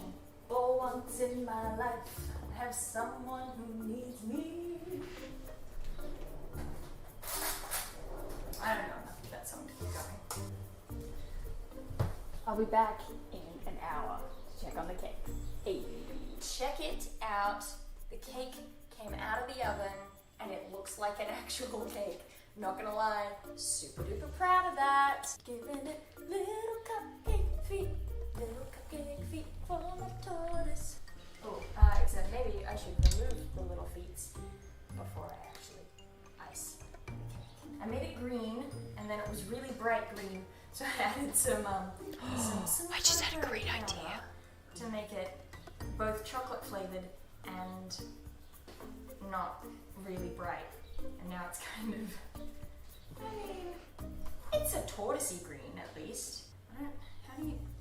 What's the most efficient way to, I don't know how to do this. Just slap it on. Worst case scenario, you've got too much icing. You know what too much icing is? The right amount of icing. That's wisdom right there. What just happened? Right there. On the cake. A little bit Oh no, Dale, no, do it. to go around all the cookies. No, it's a great idea. Trust me. And try to make it browner. This is a good plan. This is a great plan. All I have are great plans. None of my plans ever go wrong. None of my plans are end in pain or disaster. I am a good planner. See, I'm a good planner. I mean, I could add more chocolate and try to make it browner, but honestly, it's a different kind of green brown. So I could just, it's very tortoise colored. Again, that's my standard, tortoise colored. I don't understand. It's definitely not the color I was going for. To smoothly apply icing at all, let alone to put little designy things in it with a skewer. No. That is not possible. Done. Tortoise shape. And finally, I just remember it being very dry. What? I didn't work as quickly as I thought. Oh, that snapped it. Aha. Ooh, ASMR! got to account for gravity again. I have to admit that I think I just experienced what you all experience when I walk in with a knife. I just experienced that when I witnessed myself walk in with a hammer. That was very alarming. Give me a moment. There's lots of lolly on my hands. I need a moment. This is so stupid. Do you see it? Wow, pro. Really great job, Dale. How do, like, cooking people do this? So, I wanted to have the little me. Oh, I'm falling. I wanted to have the little me riding the tortoise, but this plate's really heavy, and the little me will lie down with her hair in all the icing. I am bewildered that I ever thought that would work. Harder to hold with my right hand. That makes no sense. I hope that you liked that video. I mean, I might film myself eating some to see if it tastes any good, but also I really don't want to destroy the tortoise so soon after finally completing. It doesn't. So thank you for watching. It was quite Thank dry. you for subscribing. My Hello, memory all is my that new it was subscribers. quite dry, It's lovely to have you. and that the Thank you for flavor joining us. wasn't If spread you enjoyed throughout. this video, then go That's ahead, my memory of that give it a cake. thumbs up because it doesn't cost you anything, and it really helps out the video. I'm putting down this. Yeah, I don't know if I've ever seen Mary Berry using a claw hammer in the kitchen. Ah, well, While that's you're what they down need there, on hit the British like Bake button. Off. You could also share the video on your favorite social media website. I am on many Yeah, social media websites, yeah. and you can follow me there if you would care to. My links are in the description below. If Whatever. you haven't already, All you can right. Consider subscribing to this channel. Apart from that, Webcam, actual I do webcam. believe that that's it. I'm done. Thank you so much for 15,000 subscribers. That number is colossal and mind-boggling. Don't forget to email this to your grandma, and I will see you some other time. Am I gonna have a post-credit scene, actually? I don't know whether I did them at the time. Oh, Alright, second end card. The time has come to do the taste testing. I'm not exactly sure where to cut this though because I've got lollipop shards everywhere. Look, alright, this is not easy. This is excellent camera work. And I'm doing both of them horrendously. Okay, well, yeah, I like that. Didn't even think of asking someone else to hold the camera. Okay, well, look. How dare you, for starters. I am a master with a blade, but also that's a good idea. But how? It's got this shell. Well, look, how about... That's the problem with tortoises, isn't it? You've got to survive in the wild, Reese. What if all you have to eat is a tortoise? You're just going to give up because there's a shell? You wouldn't give up, would you, Raywin? The wild is this one tortoise. That's all there is. Yeah. For miles. Hey, it's kind of not... I mean, it's not marbled, but it's... different colors. I don't know if it's... That's a win. Let's just try... Let's eat one of the cupcake feet to do that. So why didn't I just eat one of the cupcake feet? Why was it this whole issue? The lollipop is a lollipop. Little stale, because people who've been watching for a long time know how long I've had it. The cupcake is edible. Can't taste the orange, but it tastes good. That sounds like a lie. That's not my memory of it. My memory of it is bad cake. My memory of it is bad cake. Oh, there's the orange. I can taste the orange. That worked out. Great. Cool. Well, I'm happy for her. Dale is a master of the blade. Exactly. I am a master of the blade. So, really, how can you question that? Oh boy. All right. I've gotten it, I think, to a point where we can mostly probably carve a face into it, which is very good. Here we go, Melon cam. There you go, Melon cam. Zooming in. This is, yeah. Okay. Oh, there we go. Tripod. That's not a knife. This is a knife, exactly. And now I've got the Merblade, and I've got Stabitha. You know, just adding to my collection. It's excellent. It's good for me. So we're pretty close to being able to carve. Where we've been going for how long? We've been going for an hour and 40 minutes. But I'm concerned that while I'm like carving and stuff, I can't like fully engage with chat. So I want to just take a little minute. Just take a little minute and we can sit and we can chat. And then we can get onto my brilliant idea. My really genuinely very good idea that I have about carving this watermelon with a knife. Actually, it's actually not about the knife or the carving. But it's a good idea for the watermelon. Next watermelon should be cleaned out with explosives. That's genius right there, Chase. Pumpkins do not exist in Australia. She must make do. We actually did try to... There was a joke on the Discord that I was going to do a pumpkin with a knife carving a watermelon. And I thought that I would try to do that, but we actually couldn't find any pumpkins. They had carving pumpkins at Coles this year, or at the grocery store this year. This non-spawn. And we didn't get there in time, unfortunately. Are you stalling, Dale? I'm never stalling. I got all the ideas. I got them all right here. No, I just want to hang out. I want to shoot the breeze. What's been the best encounter you have played in Dusk with MCDM? What's the best encounter? I think for me, the most exciting thing... I have two answers. The most exciting thing that has happened, so broad sense of the word encounter, the most exciting thing that has happened was when we finished fighting the ooze and we turned over the body and it was Guiapoli. And we had just seen her and she was alive. And we realized that there were spoilers for Dusk, but also maybe if you haven't watched Dusk yet, maybe this will be the thing that makes you go, ooh, I should watch it. So we were like, she's alive, but she's also here and she's dead.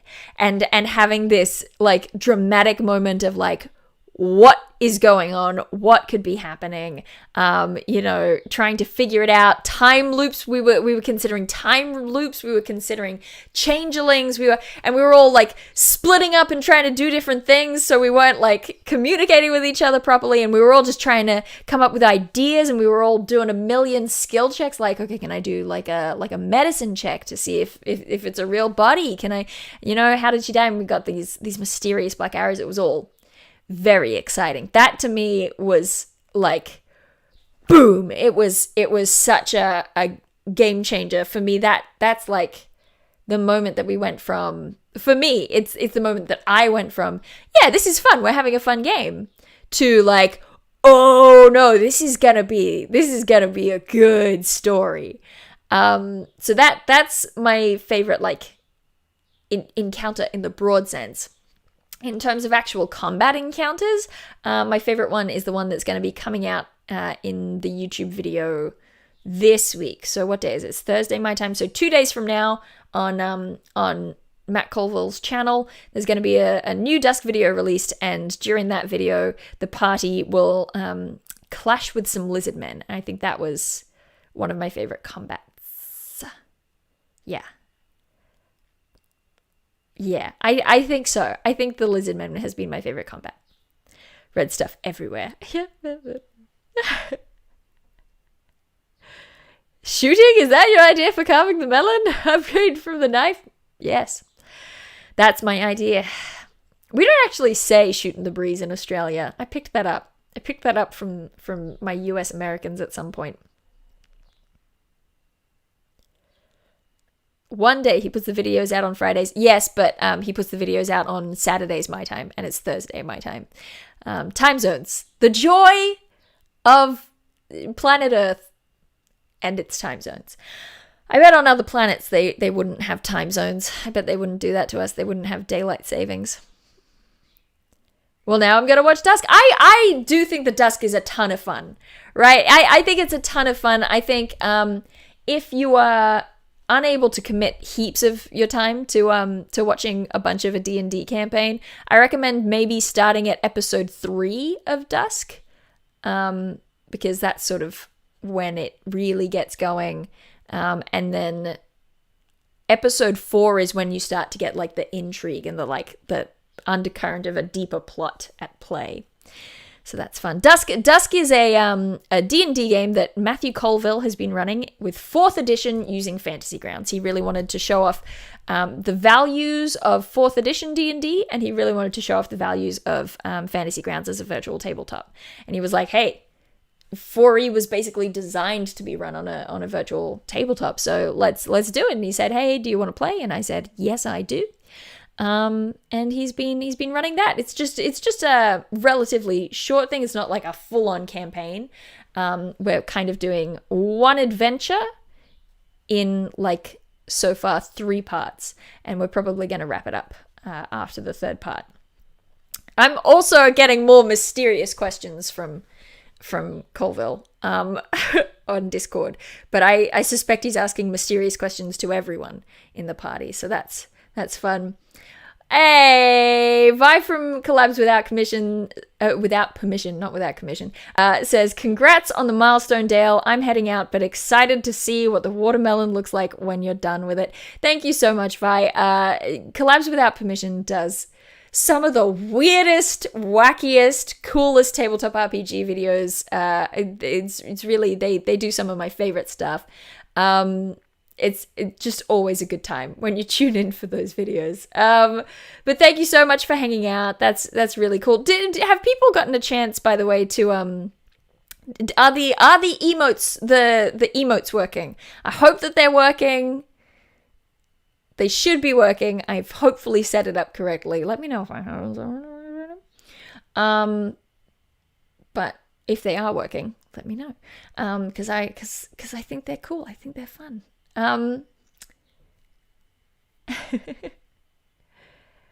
No, you're too sweet. Have a good night. Okay. Happy 100,000. Love the Gawain and the Green Knight. Thank you. I'm really pleased that that's ended up being one of my more popular mythology videos, because I mean, typically I tell stories from classical mythology. And that's fine. That's my jam. That's where I live. But it was kind of nice seeing one of the offbeat ones that you don't really expect to be a huge hit became sort of this sleeper hit. And then, of course, there was the announcement of the film, and it was like, okay, well, I guess this is happening. And then the film came out, and more views came in. So, hopefully people enjoyed it. That was a remake, actually. That was a one that I did for Geek and Sundry that got removed from public sight, and so I remade it and used the old art. You should do more fairy tales. They're always my favorite. I should do more fairy tales. The thing with fairy tales is I don't know why. I can't explain why. But for some reason, they take a lot more prep work than mythology does. I wonder whether they just have more detail. Like there's more intricate sort of side plot elements in fairy tales that you can't cut out because they come back and they become important later. Whereas if I'm telling the story of Theseus, and, he's got all these adventures on his way to Athens, but I can just cut those out. They're not going to become important later on. So if the video is going to be long, I can just say, and he fights a bunch of guys. He kicks a dude off a cliff. He, wrestles a guy. I can say that, and that's fine, and it's not going to impact the rest of the story. Fairy tales, almost always, those little details wind back in some way. And so it just ends up being quite complex, and so it takes a little longer to actually prepare them, but they are so much fun. It's because of the fairies. That would explain it.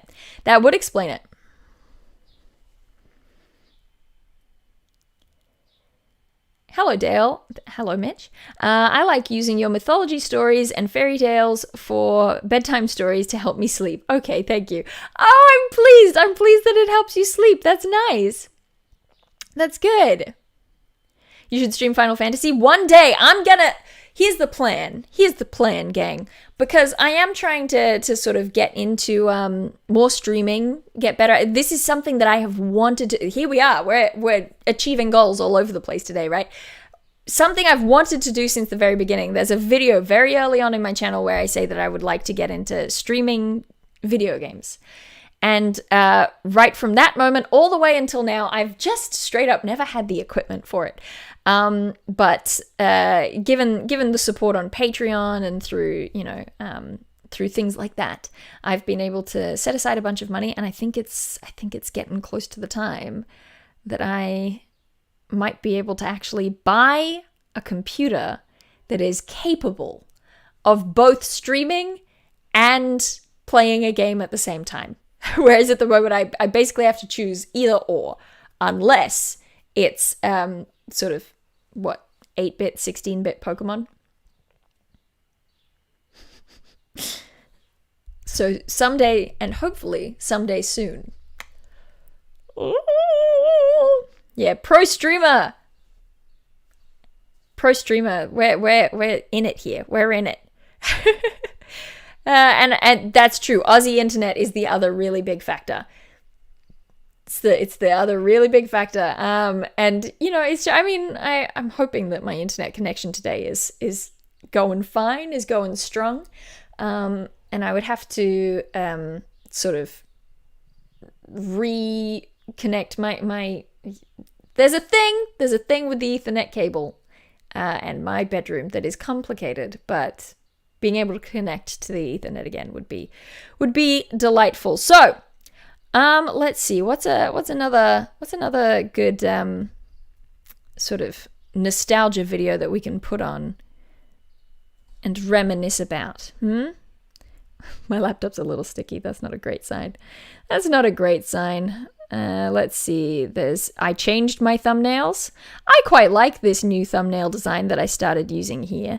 The only reason I stopped having the white images in the background was that I started running out of images.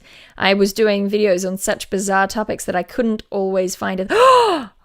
Is that my first D&D related video? Is that what I spy? It's not going to be good. But I think that means that we have to watch it now. Okay. Let's do this. This person a soldier? Started in the middle. Oh, I'm talking about the dog buddy. Humans of the world! I have been so distracted. Yes, hello humans, my name is Warhouse Bard says, one foot in front of the other, and soon we will be there. But D&D calls, so have a great stream. Congratulations on 100,000 humans. Peace be the journey. Have fun with D&D. Have a really good game. Finally, the group of people who I also have a message here. Oh, Oh, thank you so much. Oh my gosh. Finally, Fraxis I've managed Madordan to says, here's a bit to get that computer going. Also, I very much look forward to seeing how you pronounce this username. Well, we have finally found I'm glad I didn't disappoint in my struggle. and play D&D. This is it. My calling as a DM has begun. Did you hear my elbow? This must be when I started running D&D. I'd played a bit before then, but I couldn't sort of get a consistent game Spectacular. together. And so of course my entire brain This has been was taken me, up, like, getting the final the time has details come. together. I've got a crazy I'm a DM organized now. binder, my That's DM what we're binder. witnessing I've right drawn here. battle maps, and I've made NPC stat blocks, Perfect. and everything. I'm glad you're happy, Oh, it's Thraxus coming together. I'm Modoradan. so excited. And so actually, I planned to film this video about being distracted by DMing on Monday. But you know what happened? I got distracted. I realized that I didn't actually Classic, have a DM classic. screen and that I would like a DM screen, but I didn't want to buy one because they don't have the information that I'm gonna need on them. You know what I'm saying? But Changed my mind a little bit on that. as I'm sure many nerds across the globe have as we speak, is a huge Yeah, bat pile frog in the background. of loot crate boxes. And I thought, this is perfect. Look at this source of cardboard I have that's already kind of in the right shape. Took I 7 can years easily for you to get a turn regular one of these game going. It's boxes amazing, into worth the wait. a I'm so DM pleased. screen. I'm so Up here pleased for you. thinking, Up here for thinking. So I just reached over and I grabbed the nearest box that looked like it was going to be the right size, right? And little did I know that it was the magic crate. It was the magic crate. This is Oh, this is the also a outside Loot crate. Crate ad. I'm gonna Probably put one my of the tracking only Loot and, Crate ads I close the did. microphone behind it so that I was my a sound very doesn't bad change Loot too Crate much. ambassador. And how perfect is that? How perfect For the is that? record, So I am so no longer perfect. affiliated with Loot This Crate. is the best thing ever. So I ended up making myself Oh my a couple of gosh. DM screens over Post here. says watching since 2014. Free if you've That- already got Loot Crate. This is like a Wow. advertisement for Loot Crate. I'm meant to be That's a doing this real long anyway. time you've been You with us. Want to get in on Loot Crate? I have That's a huge. personalized URL in the description below. Oh, the shut video, up. And Yeah. Add. Can I just say that I am consistently stoked by the fact that I see regularly both new people who've just arrived to the channel but are like getting in with the community, engaging with the videos, joining in the comment section, joining in on Discord, but also people who've been around for forever who are still watching. You know, there are names and profile pictures that they've been familiar to me since the beginning. There's so many. It's so wonderful to me that I get to have kind of the best of both worlds in that capacity, that I get to have people who just liked my stuff enough that they I'm gonna get emotional, that they stuck around for such a long time, as well as the new people. Like, I don't have to feel like I've abandoned anyone. They've just come along, you know. It feels like this 100,000 is made up of people who have joined all along the way. It feels like a parade that people are joining as we go, rather than swapping out over time. And that just makes me really happy. I'm really stoked every time I see a familiar name, and I'm stoked every time I see someone who says, this is my first video. Yeah, that it just makes me really happy. And there's some in chat right now. There's Gabriel, there's Lou. It's really nice. It's really sweet. It makes me very, very happy. Makes me very, very happy. All right, back to your, regularly scheduled you can go there. and bad you can D&D video from the code past. human, and you'll get 10% off. Blah blah blah, Purchase. blah blah blah. Me talking over. But yeah, so I made two of I them. was This very one- this pleased one with is myself. It was the my, only time I actually combat integrated screen, a which is little bit sponsorship bigger. from And Loot on the Crate inside, properly. I've got all this stuff that I've But also, I did genuinely. People were like, "Oh, you clearly just made up this video as an excuse to sell your Loot Crate thing," and actually, I didn't. I really was just using that Loot Crate box to make a DM duct screen. tape or something around the edges so don't get all bashed up and whatever, but for the time being, this is great. So the plan is that I'm going to have Varys has been around for ages colours as that well. I've designated for each character up the top to track Happy each of Dale you. is good But what too. I'm real proud of right here, is my Build-A-Batty table. That's right, the Build-A-Batty. Build-A-Batty. Means that my players will Build-A-Batty. probably The dungeon coach recently did sort of a revamp of the Build-A-Batty table. So if this idea sounds any good to you, go check out the dungeon coach's video. You pick one of those. So let's say that they're fighting like a bandit or a mercenary or something. Okay. So Isn't this so telling that this is my first ever video where I'm talking about D&D? weapon they've got. And already I'm like, let me do some homebrew. Be boring. All right. This is the bit that makes it On great. brand. I've got a little list of special actions I've got a that they little might list. have that they could take in combat. So like they could intimidate, or they might have the reckless attack ability. You know, just like throw something in there that'll make it a little bit more interesting. Build-A-Batty. It's like Build-A-Bear, but for baddies.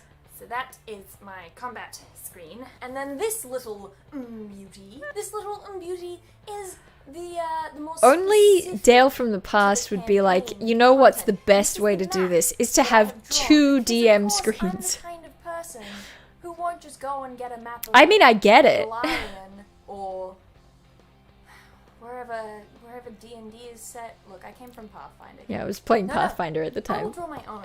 I wasn't initially planning on needing a world map for the early game, but I kind of didn't take into account that one of my players is a geography nerd, and she really desperately wanted a map.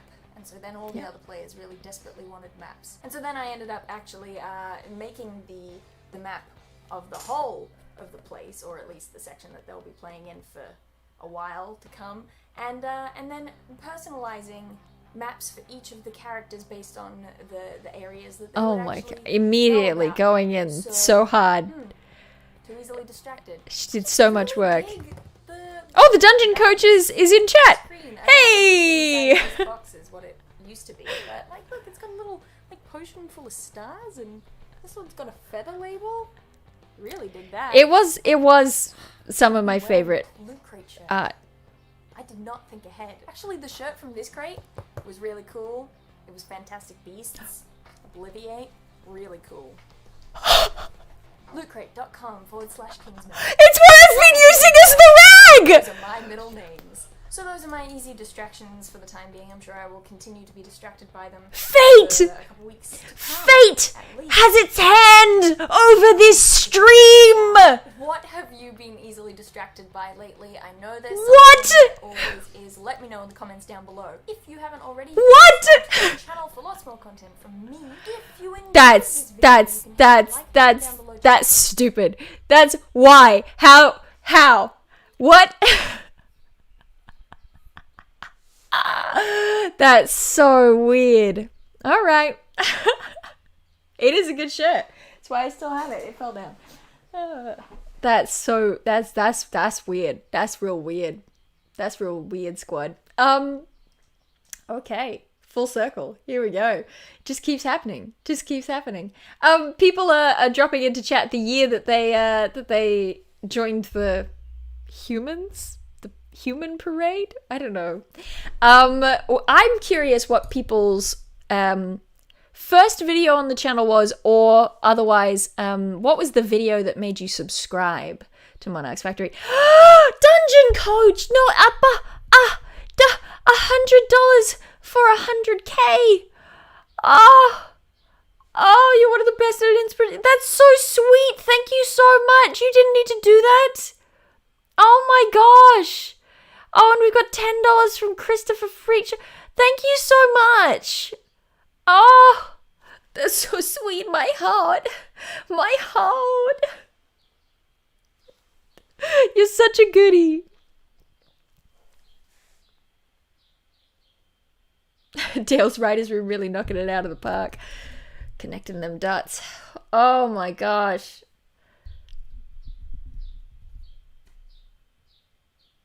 You came to the channel when Colville gave the shout out.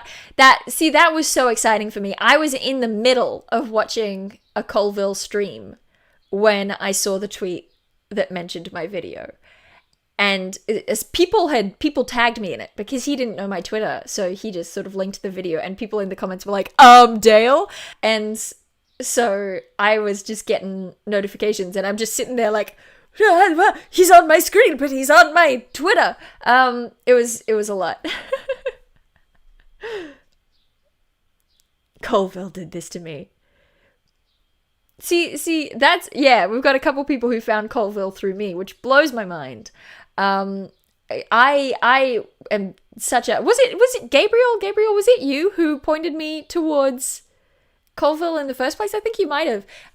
When he made a video that was shared on the Geek and Sundry website, at some point, and I went and I watched that, and I was like, this guy knows what's up. This guy knows what's up. And I was so, I'm such a fan of Colville's work. And so it's very bizarre and exciting to be able to be like, hey, that guy's my friend. Geek and Sundry from way back. We got a bunch of old school Geek and Sundry buds. Oh, wow. Varys says, whatever your first video on Geek and Sundry was, the auditions. So my audition video for Geek and Sundry Vlogs was that Sisyphus video that we watched earlier. That was, pretty rough, but I guess was entertaining enough. I genuinely think that some of the things that pushed me over the edge for Geek and Sundry Vlogs was Australian accent. So they wanted it to be like a thing that that felt global. So I think having an accent that wasn't North American was helpful because they want to be like, look, see, and I think the drawings that I did, the little cartoons that I did for the videos, kind of pushed it as well, because it was like, look, she's actually putting in, it was, everyone was clearly putting in work to their videos, but I think it was like a little visual like thing to signal to them, hey, look how much effort she did. I think those are the two things that went into it. Anyway, so that was my first audition. The first video that I did that went up on the channel was Prometheus. It was Prometheus. I started with a beginning. I did Prometheus stealing fire for humanity. Which is interesting, because I think me sort of telling, I used to do this thing where I would prep the story and then kind of be ready to film. Or I used to film twice, because I always hated the first video when I went to edit it. So I'd just film it again. And I filmed it the first time, didn't like it. And then I was telling the story to my siblings and showing them the cartoons I'd done. And they thought the story was so funny. And I was like, okay, well, maybe this will work. Yeah, I don't know. Your drawings are always fun to see.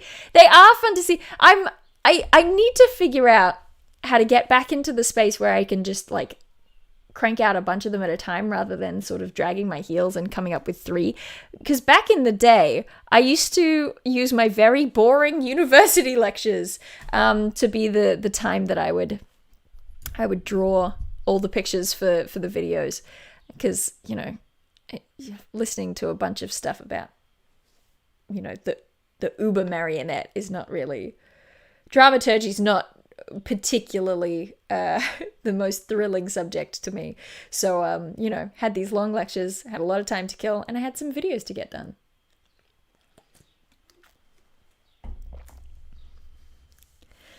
Congrats on 100K. I saw one mythology video way back and have been hooked since. Thank you, Jeffrey. Boredom is a thing to be savored. Yeah. Yeah. The two most powerful motivators this world has: boredom and spite. Those are the things. The uber marionette, this is not important at all. The uber marionette is kind of a theory. It kind of gets into the idea of sort of the director as auteur. It's a thing that says that the actor should be like the ultimate puppet, right? Like they have to be in peak physical condition, but they also have to not think, because the director has to be able to, the biggest puppet. The director has to be able to control them exactly. I disagree with it in many ways. Risky Whisking 2, when?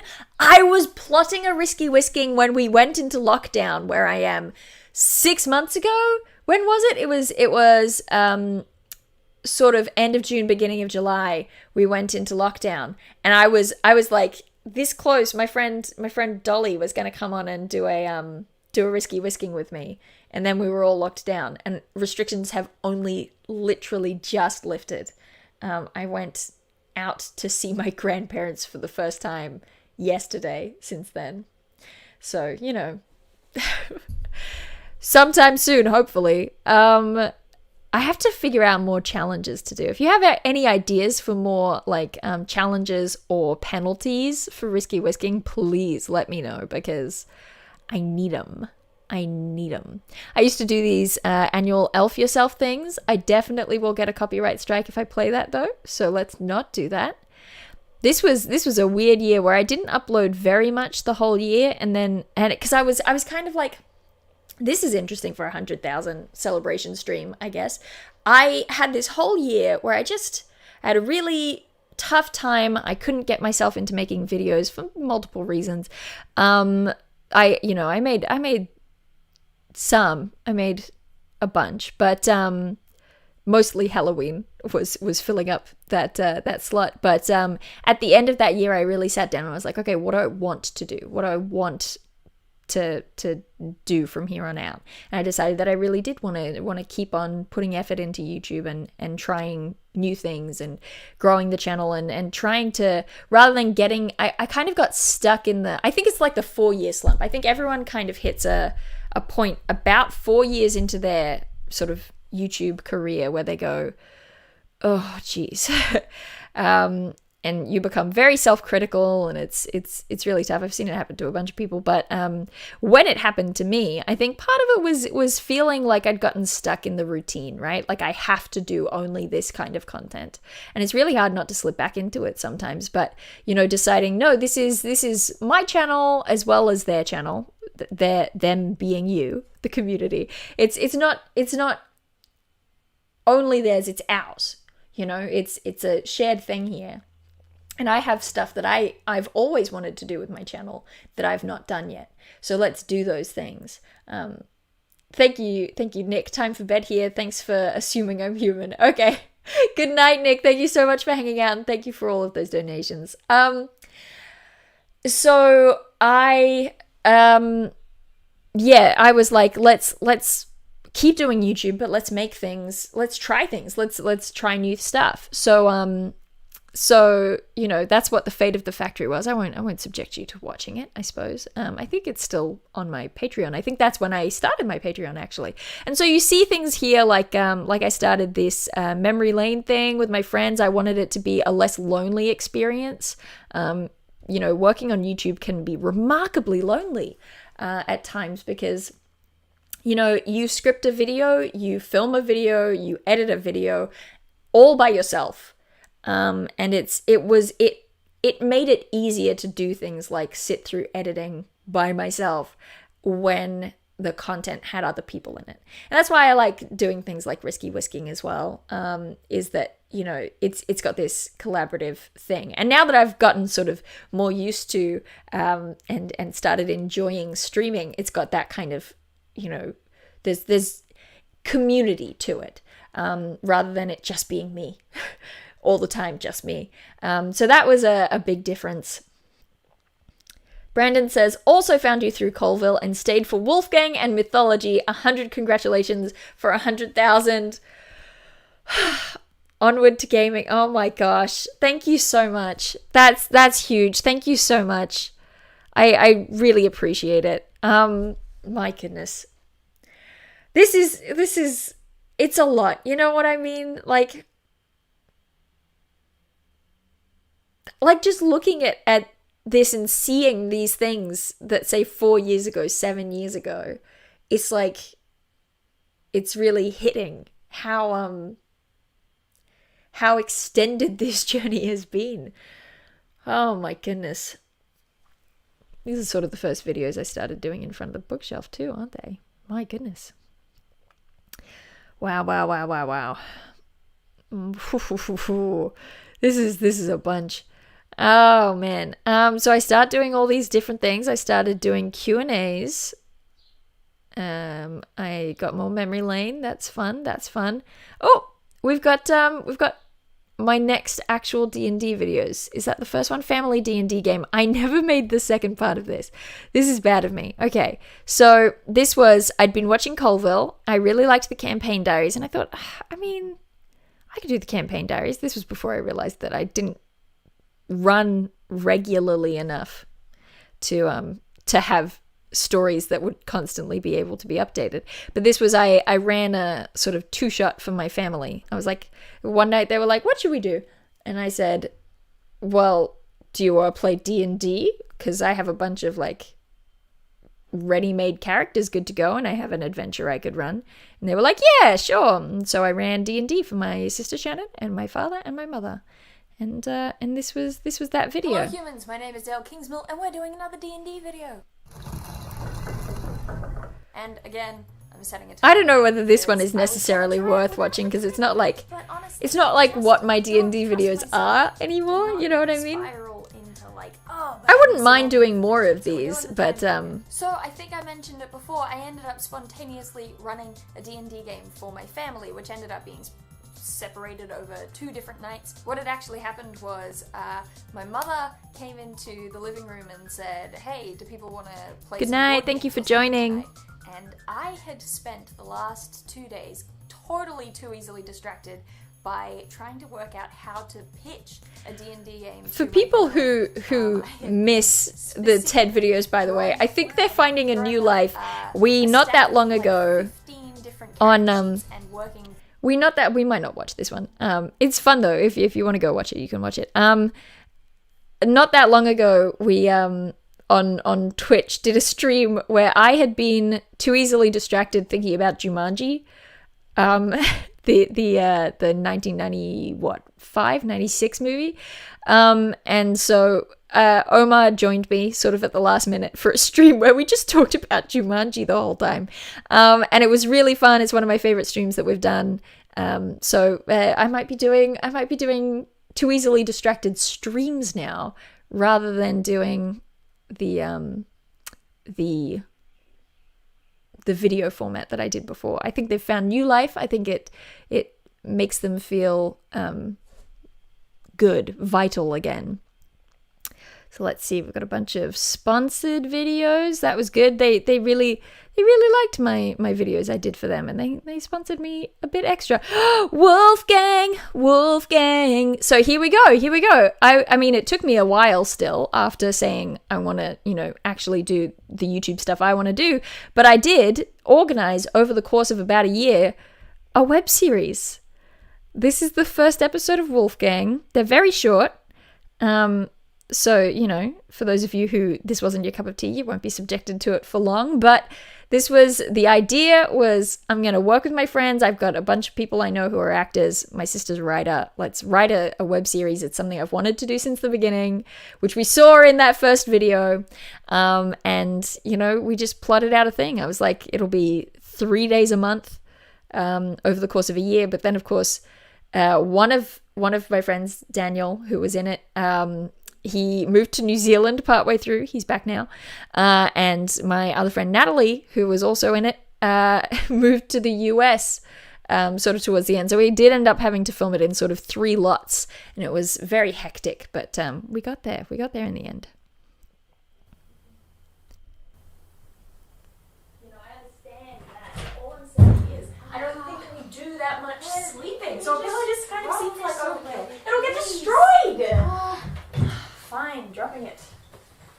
So, what do you think? This is the new place. No, I just thought it'd be more fun if we broke into the neighbor's house. But yes, this is it. This is the new place. Watch it. What? I haven't even said anything yet. Yet. Oh, what?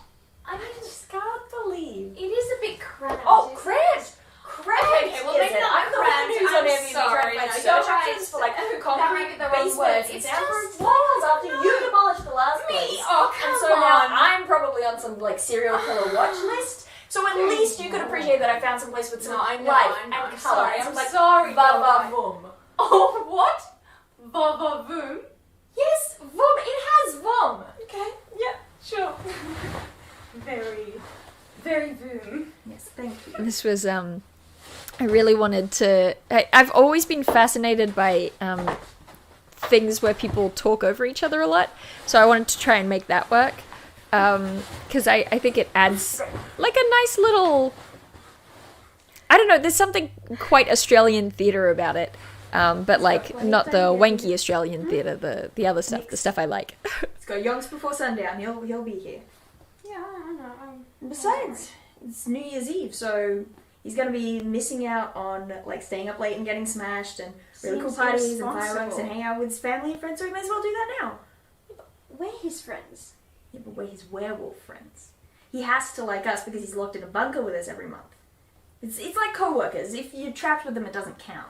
Yeah, but tonight's the first night of the full moon. He should be here. The earlier the better. I mean, he might have trouble finding his way to the new address. Wait, so you get bit once by something, and then suddenly you don't deserve to celebrate the holidays anymore? You bit me in the 3rd grade because you didn't want to share your Lego. Yep, but we're not talking about you. We're talking about metaphorical amorphous lycanthropes the world over. Why should we have to live life any differently than we already do? I am not an animal! You kind of are. Thank you, Brian. Thank you so What do you think my New much. Year's resolution should be? I'm trying to make like an aesthetic mood board for Tumblr. Aren't you leaving that decision a little bit late? Yeah, but I'm thinking something about planning ahead. Or consistency. I think they're all about consistency. I think that's the whole point of a resolution. Hey, How is everyone? Seriously? what do you mean about Yeah, time? your We've resolve got to keep ages. something up. And That's come why on, it's a but bad friend decision thing. if you decide on one friend thing. thing. What did I say? What? Presley's deciding on a New Year's resolution. Yeah, no, I got that bit. I'm just Been a little doing bit confused resolution about thing the wrong friend forever, thing. apparently. Oh, apparently we don't count as your real friends because you're stuck with us. Aw, you guys, you absolutely count. He doesn't buying appreciate that us at at all. I could never get into the whole resolution thing. I just can't believe that I go to all this trouble of finding us a new bunker after you two destroyed the Okay, last one. we have no evidence Now we're about finding this. out that you don't even think of us as your friends. Yeah. New digs. How good's that? She's very proud. It has the room. So this is it, hey? It's a little bit cramped, isn't it? Why would you bring a pillow to werewolf camp? That's a silly choice. Hey! This music as well. I was so pleased. I got in touch with a friend of mine, Dobby, who brilliant musician, and I said, hey, would you and your friends be interested in doing a theme song for me? And he said, yeah. What kind of thing were you thinking? And I was like, I need like spooky groove, like it's a haunted house, but it's a jam, like. And he did the perfect thing. It was really, really cool. So that's Wolfgang. And of course, you know, we ended up with, I mean, spoiler alert if you haven't seen it, my friend Jaden coming in to the rescue to make the timeline of the episodes work out. I'm kind of stoked that so this is My Terrible Rules for Animal Companions, which was my first D&D video in the style of my current D&D videos. And it's also the video that that Matt Colville happened across and decided to share, because he thought that, he said, well, it turns out to get me to click on a D&D video, you have to give it an interesting title, and shared it because it was called My Terrible Rules for Earning Animal Companions. And he was like, what? I have to watch this. And, you know, that worked out for me. But I think it kind of also worked out for me that I had Wolfgang sort of as a commitment for that whole year in the middle of this, because I got such an influx. I went from 25,000 subscribers to 50,000 subscribers, like super, super quickly. And And it was kind of nice having this buffer of videos that those people probably weren't at all interested in, because it meant that I got to maintain that thing that I had set out to do, which was, make sure that you keep the YouTube channel something that is for you and the community. Make sure that it's not just about the viewers, but it's about what you want to do as well. And so it meant that, anyone who didn't want to watch me do stuff that I was making for me, basically got weeded out very quickly, because they were like, what is this? What is this web series? So there you go. I can't believe that we started this thing with a video where I said, one day I want to make my own web series. And there we are. We did it. We done did it! So, all right, I think that it's time that I tell you about my incredible idea. It's not that bad. It's not that bad. I was just thinking, because we're going to try for this beholder thing, and the idea was use skewers and grapes, but I don't have any grapes, and I was like, oh no, how are we going to do a beholder? You know how we're going to do a beholder? I'm pretty sure that in this house we have a bowl full of Halloween lollies, and a ton of them are shaped like eyes. Like, it's perfect. We're going to do it.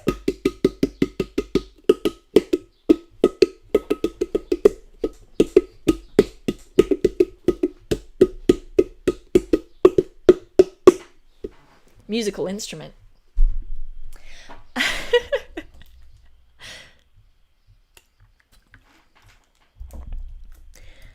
I don't know which video was my first, but I do know that it was via YouTube recommendations and not like a direct link from anyone or anything like that.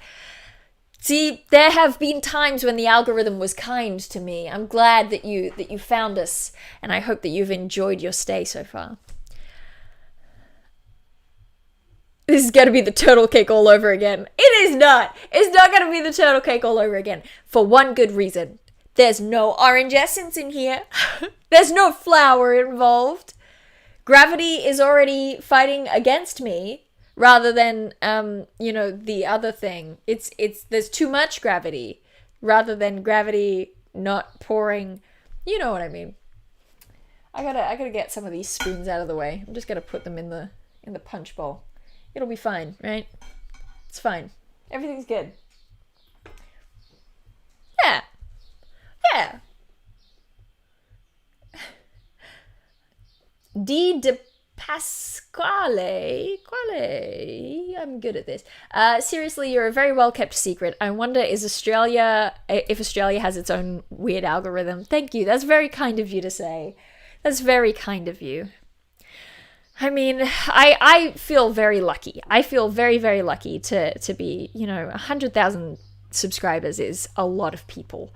I don't feel cheated by the world, you know what I mean? To have so many people regularly supporting me and watching my stuff and engaging with it, commenting on it, tweaking it for their own use, it's huge. Own the turtle cake. Don't fear the turtle cake. It was a rough cake. Shannon, you're in chat. Do you remember what the turtle cake tasted like? I remember it being very dry. That's my prevailing memory. But in the video, I said it tasted nice. Maybe I was just lying. Or maybe I'm remembering wrong. Who knows? I've just realized that I don't have a texter. I haven't thought to have a text. I've got a pen here on the floor. That's where you keep your pens, obviously. So I might end up freehanding this, just like I did the first time, which isn't genius of me. We're gonna need Melon Cam. Where's Melon Cam? Melon Cam. Melon Cam. All right, we're gonna need a big eye. It's working. Okay, great. I want it to be like rounder on the top. Okay, and then, is it better? Do we want the people up here? I want the people here. Okay, that's gonna be good. It's gonna be good. Okay, no one question me. This is excellent. This is excellent. We're doing well.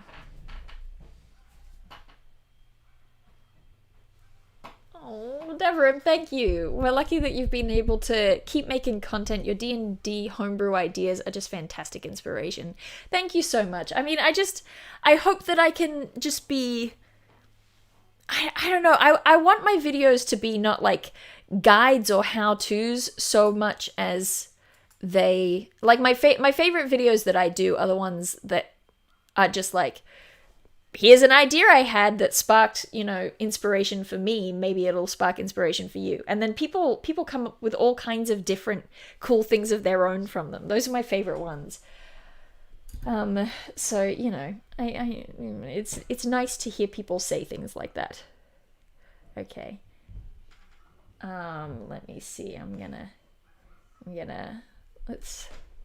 You can't see you can barely see the shape that I'm drawing on here.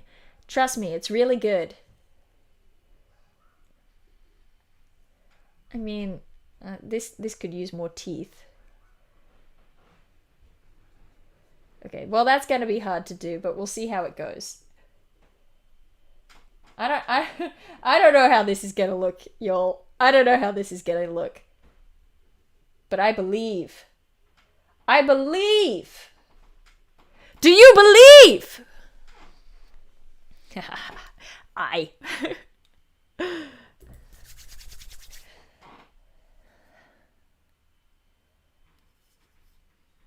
This is our knife that we'll be using to carve today. You can see it's small, with a simple point and a nice serrated edge. It's quite sharp.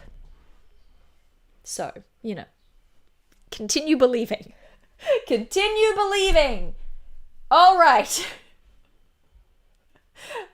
I instantly went back to serial killer hold. Okay. This is alarming. It is alarming. Okay, I am getting memories now. Of genuinely being alarmed. Every time I've rewatched that video, I've been like, it's not that bad. It's not. Why does everyone doubt me? It's not that bad. And now that I'm actually stabbing a watermelon with a knife again, I'm kind of like, ooh. That is kind of an alarming sensation. Ooh, okay. I'm on the edge of my seat. It's fine. We're fine. We're fine. Everything's fine. It's fine. Oh, yeah. Okay. Okay. We're warming into it. Okay? And it's quite simple. We're just doing a big eye. Not little eyes. We're doing big eyes. Sharp edge away the body, but then I have to, but no. Yeah.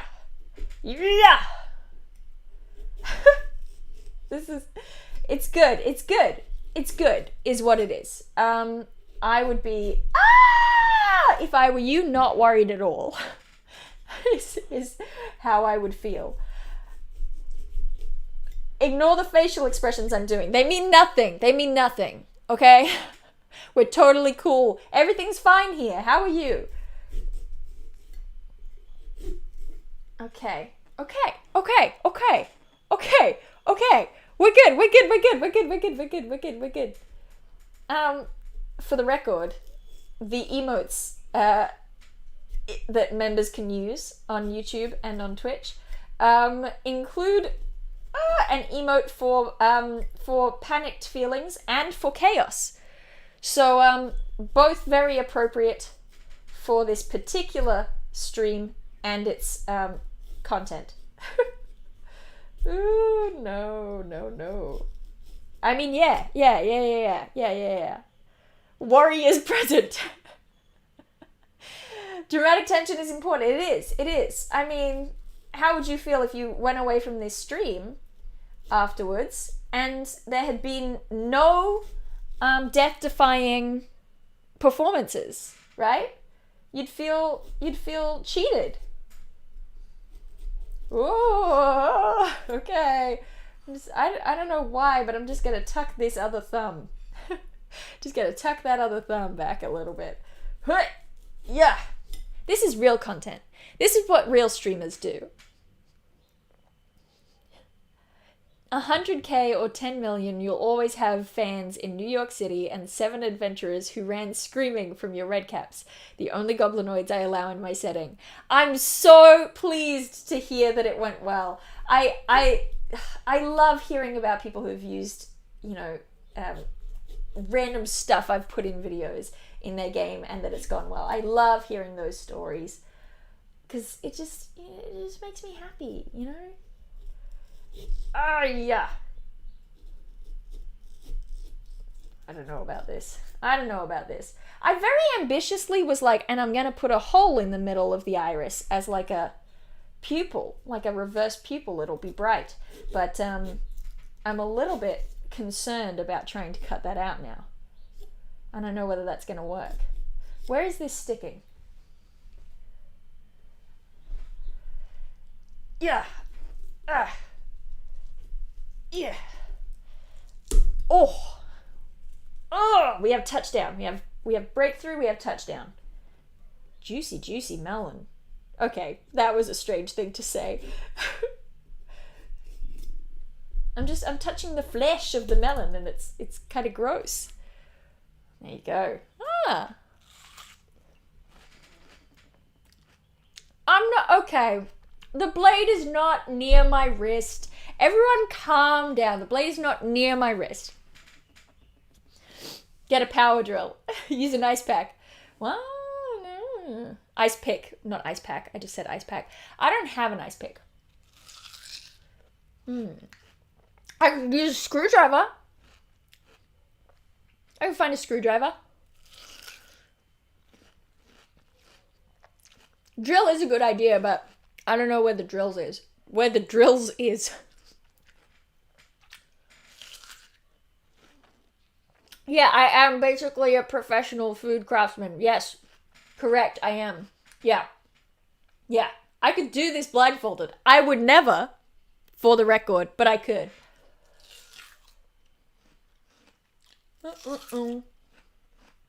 Yum.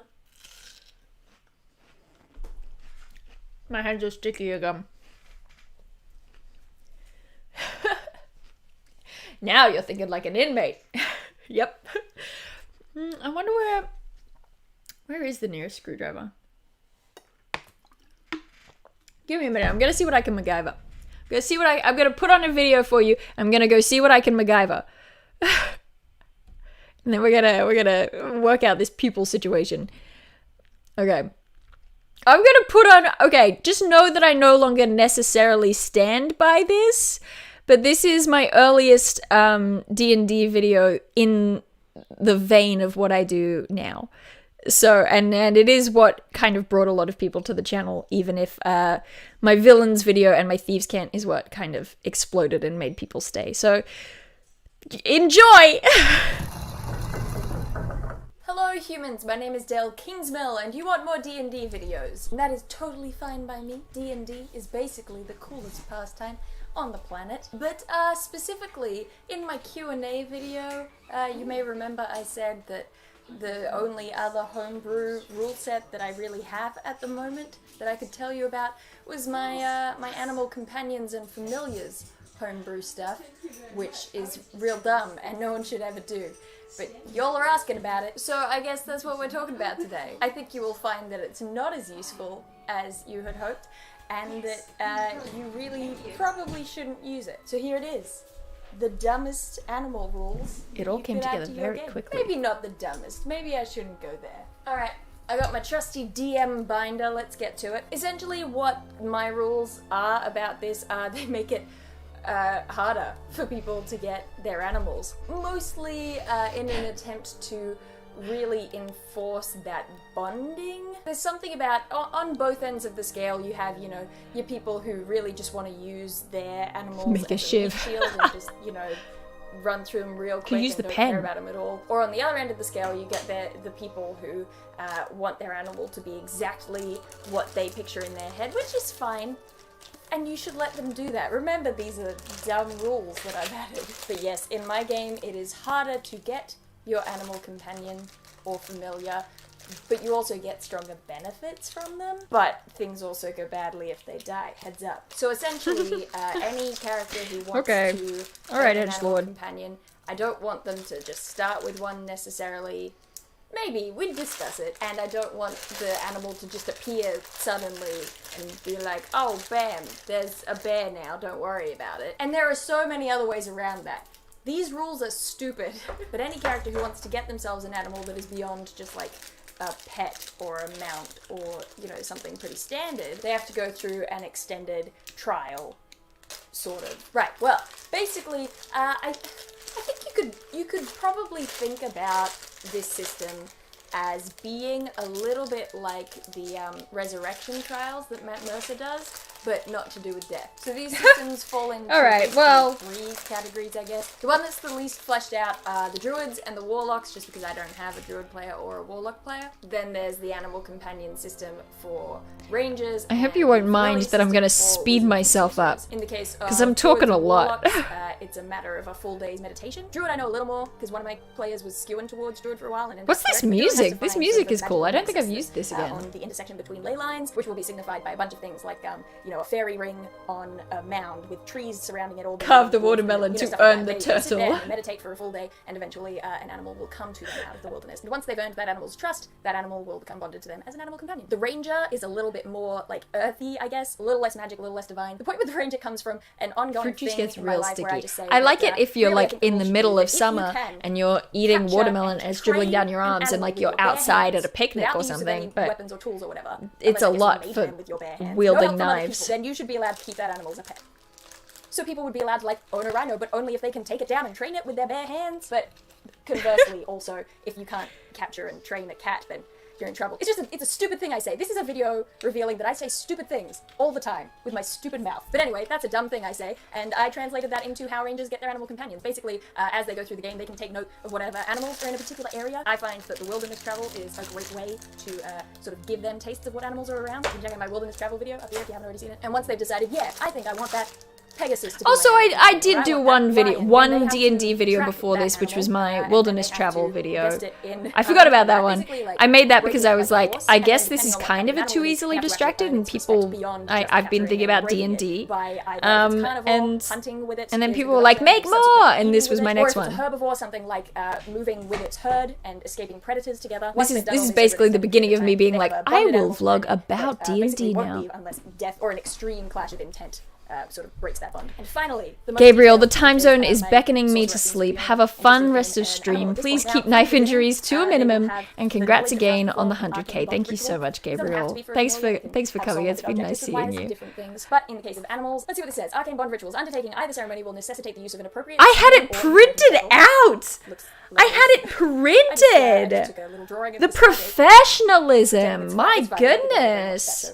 As well as the presence of an arcane literate witness to act as a magical Yeah, signature I'm to the speaking at rituals. Colville speeds, An exactly. arcane spellcaster, or I suppose you could even say someone who has like thoroughly studied the arcane, even if they aren't actually like a wizard or anything themselves. For an animal familiar spirit, material components required for the ceremony: animal scales, animal feathers, and animal fur to sort of represent the We animal talk can about be this in more general, as well detail as the in crushed another or video powdered later essence on, of and I think arcana. it's a better That's a video. deliberately vague statement because I want to see what my To players my will do, games, but, your traps, I have given exploration them versus pearls travel, when you and crush them, sperm they do cool have stuff, proven so to that be works basically extraordinarily just useful. crushed up Thanks magic. for As well as the blood of the caster thanks being for this fresh far, during the ritual. 'Cause and see, here's where we get here's to the to reason I use future this, even joys. though Thank I'm you aware so that it's much. kind of dumb, is I'm so because, pleased. in my Those are gaming some of my there's a favorite really videos particular I've done flavor of probably. magic, which is kind of important to the overarching sort of themes and villains and I've plot and all those things. it's Plus, 2 I like a.m. the soon, but I want and the I magic have to work kind of an tomorrow, old so magic I'll vibe have to to it, and drop. setting up something But like an animal familiar congrats so or much, magical Dale. animal Been companion here since as the something dawn of the that's a little bit vlogs, beyond you, rather than and just you've like an animal is consistently proof been that one of my it's magic favorite now, or the fifth YouTubers. edition Thank you equivalent so of, like, much. I hope magic. you sleep It's an well. I animal hope now. work I is wanted good it to be a little tomorrow. bit like Thank you for joining us. It's been somewhere very nice having between you. a Horcrux and a Patronus, but a little bit less flashy than that. So essentially, I'll get them to place the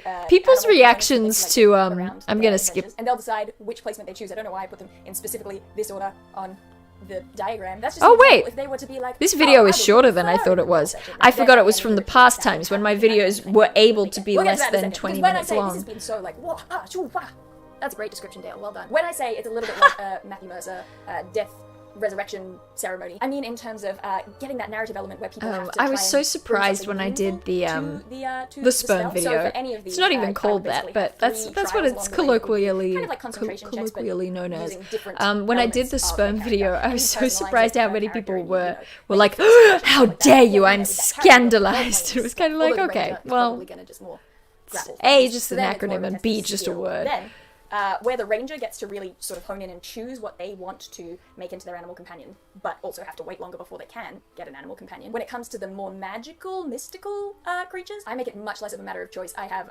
lists of just basically all the animals. I'll throw it up on the screen so you can maybe pick some out that you can go, ooh, that's a pangolin. But yeah, there's lots of unusual options in there, a couple of magical options, a lot of really standard. This is very homebrewy. What I would do during the ritual, after all the different bits have been done and decisions have been made, she would, for example, say, I would put the scales in the center. And I'd be like, okay, great. And once she finishes all the trials, I would take all my different hats. I from thought these that this animals. I one would was more line about the hats ranger of companions, the fur and the feathers, but there's a just bunch of mix them stuff all in here on the and then other she would stuff. pick two, Hey, specifically Trent from from the Miss skull Gust hat is and one here. Hey, from the mixed fur Trent. and feathers hat. So there's that How's element it of random. going? We don't know what she's gonna get because I want it to be kind of Patronus-y, right? I want there to be that element of like, what's it gonna be? Who knows? What form will my piece of self take? Because in my universe, that's what this is. A familiar is basically an extension of yourself that has taken the form of an animal that can help you out. And then the player gets to choose which of those three they actually want their familiar to be. Because I also don't want them to get stuck See, with something that they hate. So That's anyway, just it, is that I think that the sperm system is good because it just gives you a solid framework for a lot of things, for designing factions, for designing NPCs, for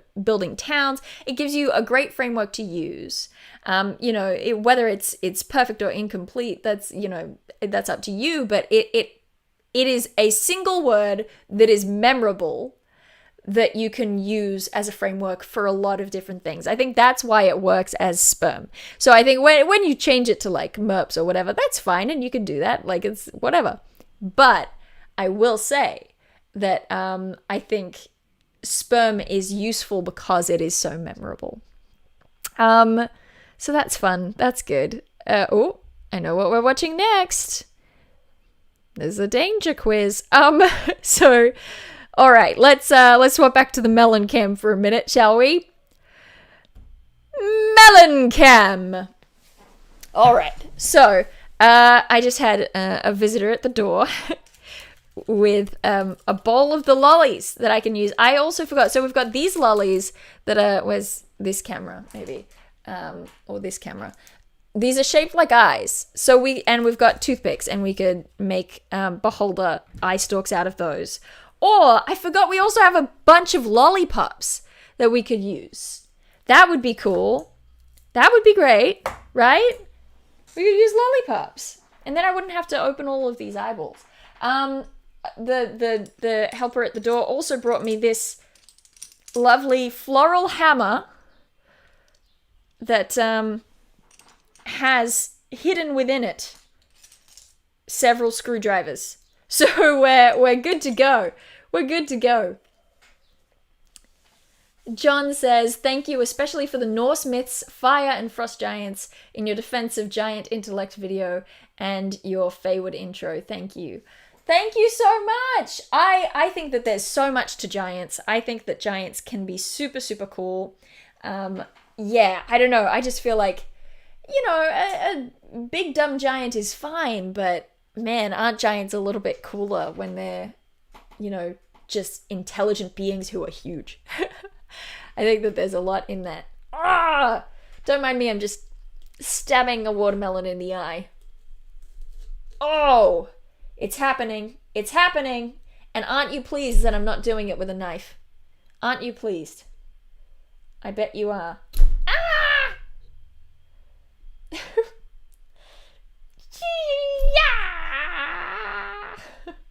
These are the noises you have to make. It's very important.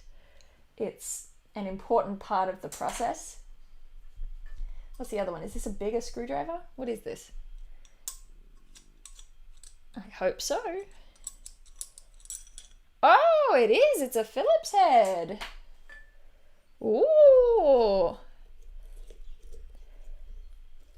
Doesn't matter if the pupil's a bit skinny. It doesn't matter. It's fine. It's totally fine.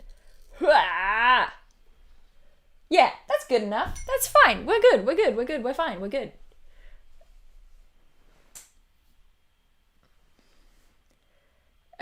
same vein as teaming up with Matt Colville, Dale, would you ever guest star on Roll20 or Critical Role? And what kind of PC would you play? I doubt that I would ever be invited. But, were I to be invited, I would happily play. I think that it's just fun to play D&D. I mean, I do have one thing that I know that upcoming things, suspicious and mysterious. But I don't know what I would play. I don't know. It would have to depend on the system. I often like trying to play. I like to play. I try to build characters that help the DM highlight an area of their world that they kind of want to bring into the spotlight, but it's hard. You don't want to force it.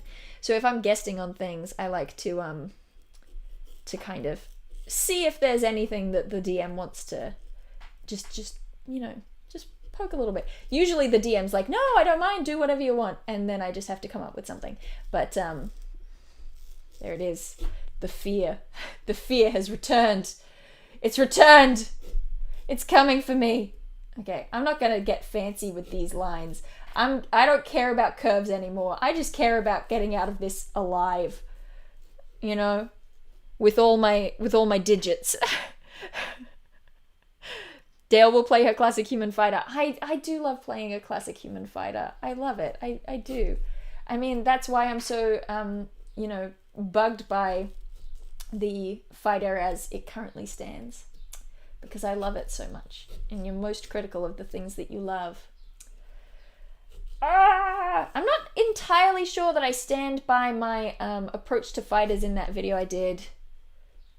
I don't not stand by it, but I think that there's a way to do it with more finesse than I did in that video. I can occasionally become like a bit of a perfectionist with my videos and not want to I don't know, I have to try to sort of strike a balance, because if I was left to my own devices, I never would have released the Pact Burner Warlock. I never would have released the fighter stuff. I've had several videos that have been kind of work in progress videos. I think the mythology and D&D one wouldn't have come out because I just feel like they're missing something. They're missing a little bit of the juice. Right as I said that, I'm so sad it was on the wrong side of Melon Cam. Right as I said the juice, a bit of watermelon juice ran down here. It was like a little bit of blood. It was fate, I'm telling you. But yeah, I have to not let myself get in my head about it, because I would just never release videos. Well, I mean, I would release some videos, but only the ones that struck me, the muse of D&D comes down and tells me, oh, here's a good idea, So there would be very few and far between if I wasn't occasionally releasing ones that I think could be better. But then the side effect of that is that I'm left here going, I know it's been there for like 5 months or whatever, but I think I could have done a better job with that video. Look, I'm actually holding the knife kind of like a knife for a moment. That's fun. That's interesting. I should try that more often. Oh, I've gone off the tracing a little bit, but I don't hate it. Nope, don't. I saw what I was doing there, and I stopped myself. You couldn't see it, but I think it's a sign that I do have a mind for safety, actually. So don't come at me. Oh, yeah. Yeah, I think the freehand plan that I currently have is a little bit better than the planned plan, so I'm going to do it. I'm going to do it. Catman the Brave, for one of my favorite content creators on the YouTubes, here's to 100,000 more. Thank you so much. Thank you so much. And what is this? Crafter Bazamon says, even if a video could be better, it at least gets us, the viewer, to think about and improve an idea beyond what you've given us. That's what I enjoy about your vids. Vegan evocative! I can point to my shirt now. Yeah, I think that's it. I think that's why I have to get out of that mindset, is because that's never what this channel or what these D&D videos in particular have been about. That's not what it's about. It's about inspiring ideas. Or inspiring feels like the wrong word because it feels like I planted an idea in your head. But what I mean is that, you know, you get that spark. It just makes you start thinking. Because those are the things I love, is when I start thinking and I go, oh, it snowballed into something really cool that I really like. So, you know, if that's what I want my D&D videos to do, then, you know, why am I getting so hung up on whether or not they are a perfect idea that is absolutely, you know, ready to go and has nothing wrong with it? Because that's not what it's about. It's about handing something to people that they think is interesting and that they can use to create as well. Because it's such a creative community. This is such a creative community. How lucky am I that the people who watch my videos are so, like, clever and fun and, you know, imaginative. How lucky am I? There are people out in the world who have boring viewers. Could never be me. Can't relate. Cannot relate. I think this is going to look very cool. I think that this is going to look very cool. Ooh, yeah. Ooh, yeah. We're getting it. We're getting it now. Check us out. Don't cut off your thumb. Ooh. Okay, I'll take it. I mean, if I'd thought fully ahead, I maybe would have added a tongue in here. But let's be real, I'm not using actual carving tools, and I still have not, I don't have experience with this. I have experience with this specifically. I've done it once, but like, I don't have, ooh, careful. I don't have like a background of carving to draw on.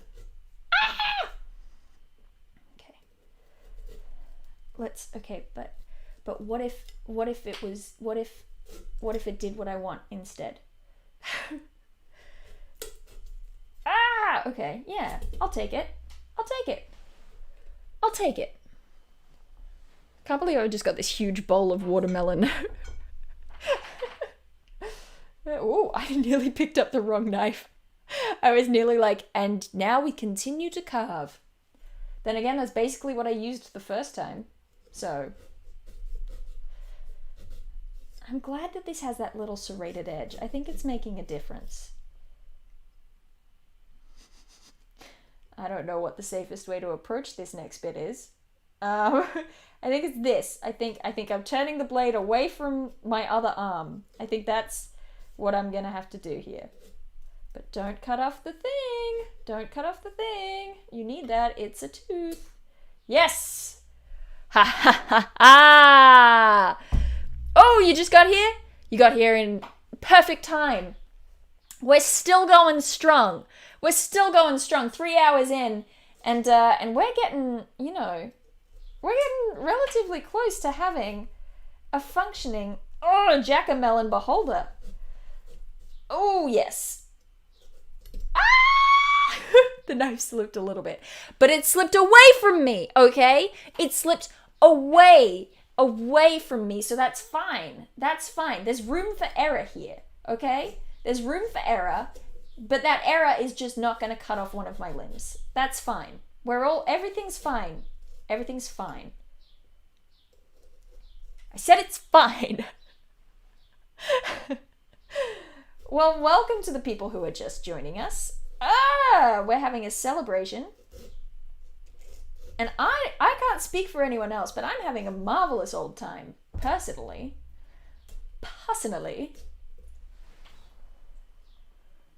Ooh, juicy. Basically just putting my hand in a puddle, but the puddle is watermelon.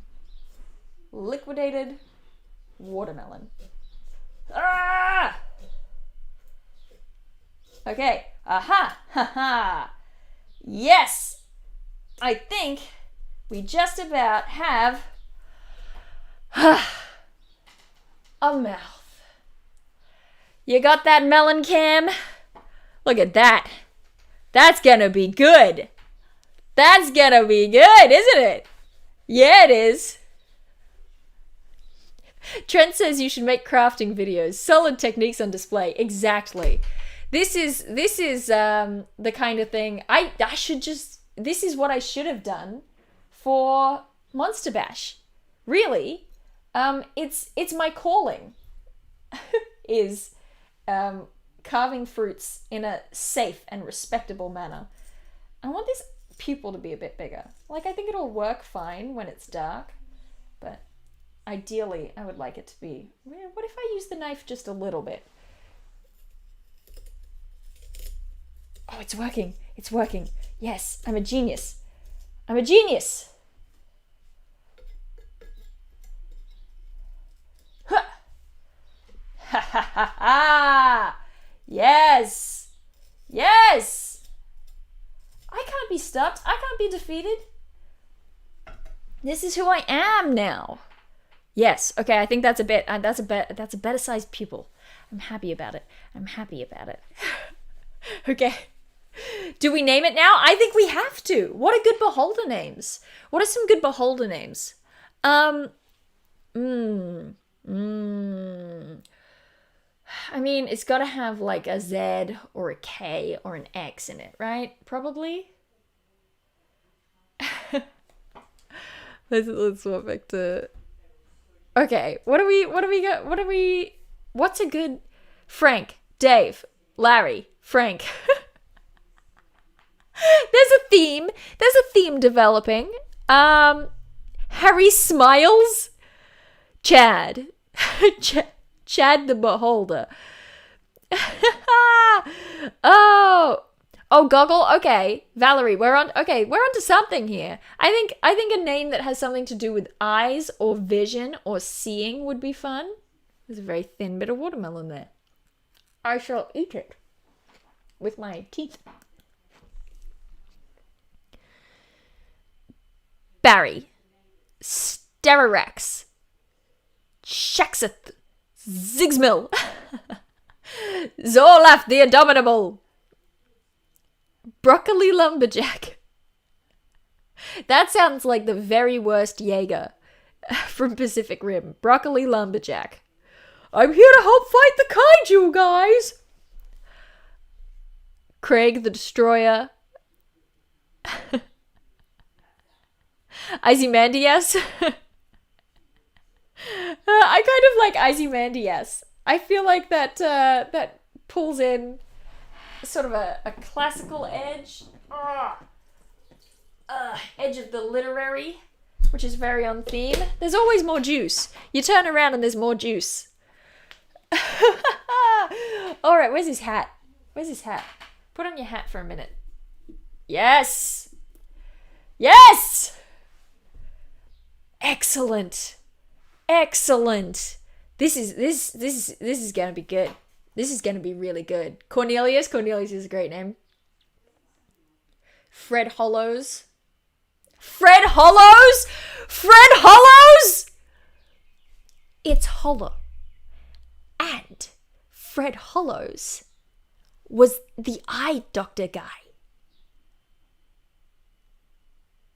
But is it disrespectful to name my Jackamelon Fred Hollows? I mean, maybe, but it just fits. It fits so perfectly. I don't know if I can ignore it. Oh my gosh. I can't wait to see this lit up. This puppy's gonna be good. This puppy's gonna be good. Where's, yeah, this, I mean, okay. Note to self, when you tilt it like that, juice comes out the bottom. But then I remember to have a towel, so it's actually fine. I don't know where the candle's gonna sit, but I'm gonna figure it out at some point. Because it's kind of lumpity-bumpity in there.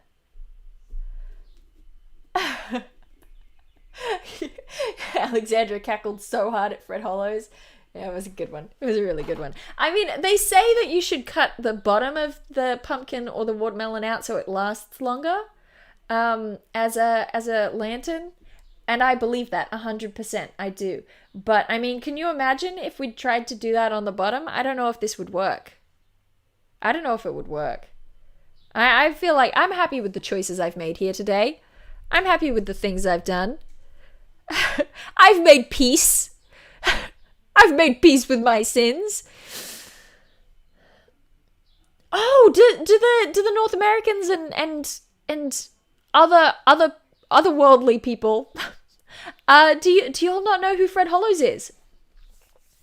Fred Hollows was he's a very famous doctor, a surgeon. He went to countries where they couldn't afford a lot of medicine, and he worked basically curing blindness. That feels like a weird thing to say. But he would remove cataracts. He would Fred Hollows is a name I haven't heard in a long time. He would clear up infections. He would remove cataracts. He had a whole foundation where he would help people in I don't like saying third world countries. Third world countries is a term that we get from the period of the Cold War, right? So you had first world countries, which were countries that were sort of wealthy enough and capable enough to help the West, right? To side with America. Second world countries, I believe, were countries that were sort of on the Russian side of things. And then third world countries were the country that's the term that was given to countries that were deemed not useful enough, right? They wouldn't have the resources that America wanted for use in the Cold War. That's where we get that term.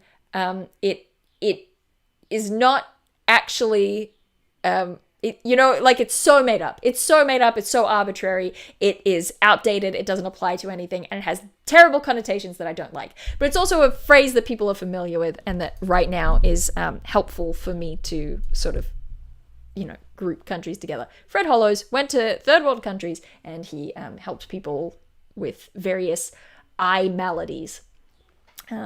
Yes, that's your crash course in Fred Hollows.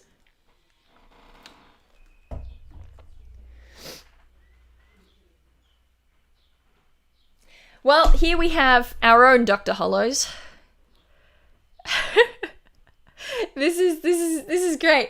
Do we want to go? How many eye stalks does a beholder have? Is there a limit?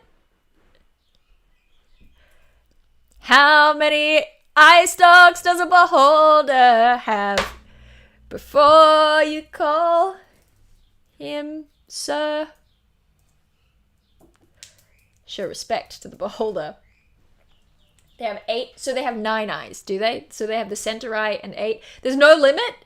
Never enough. Okay, how many are we putting on Mr. Hollows, Dr. Hollows?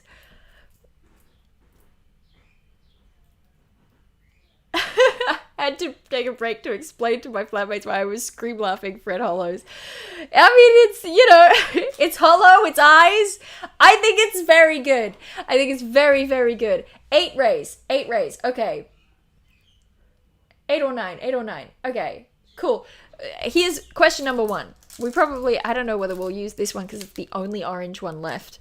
We've got a lot of these green ones, and some toothpicks, and then we've got lollipops. So what are we going the lollipops, or are we going the 100? 100,000. You're all right. You're exactly right. 100,000 is the correct number. Unfortunately, I have 1, 2, 3, 4, 5, 6, 7, 8, 9 lollipops. And I have 1, 2, 3, 4, 5, 6, 7, 8 of the eyeball lolly things. Use both? I mean, why not, right? We're living the high life. We can't, this is, here we are. This is where we've come. This is where life has taken us. Who are we to deny the hand of fate, who has been watching over us all stream? This is gonna go really badly. Ha! Yeah, you know what? I'm gonna use the screwdriver. Here we are, fate watching over us once again. Ha! This will be like those Chupa Chups trees that were always at the checkout at like Kmart. Is that another Australian thing? Tell me if that's another Australian thing. Sound off in chat if you were an Australian kid who always wanted to use the Chupa Chup tree, to get a Chupa Chup from the Chupa Chup tree. Yes! Yes! I feel it! I feel the hand of inspiration The spirit of inspiration takes me.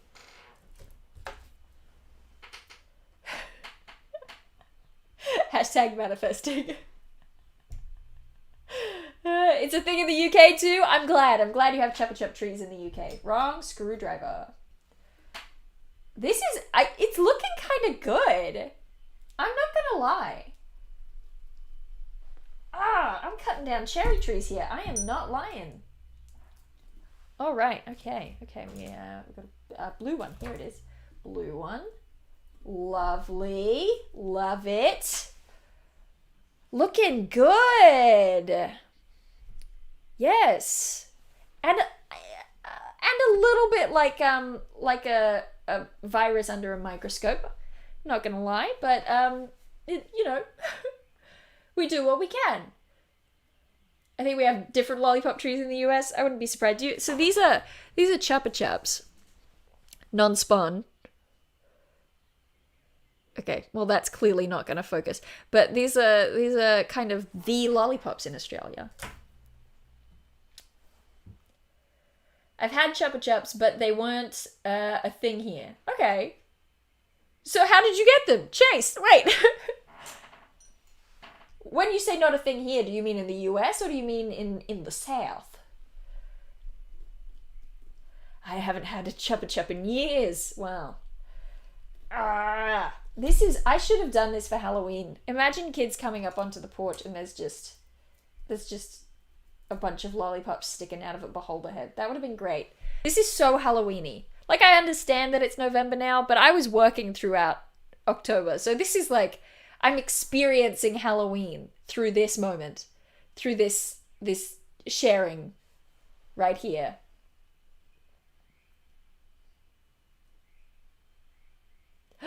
No, that's sad. That's sad not being able to eat Chupa Chups.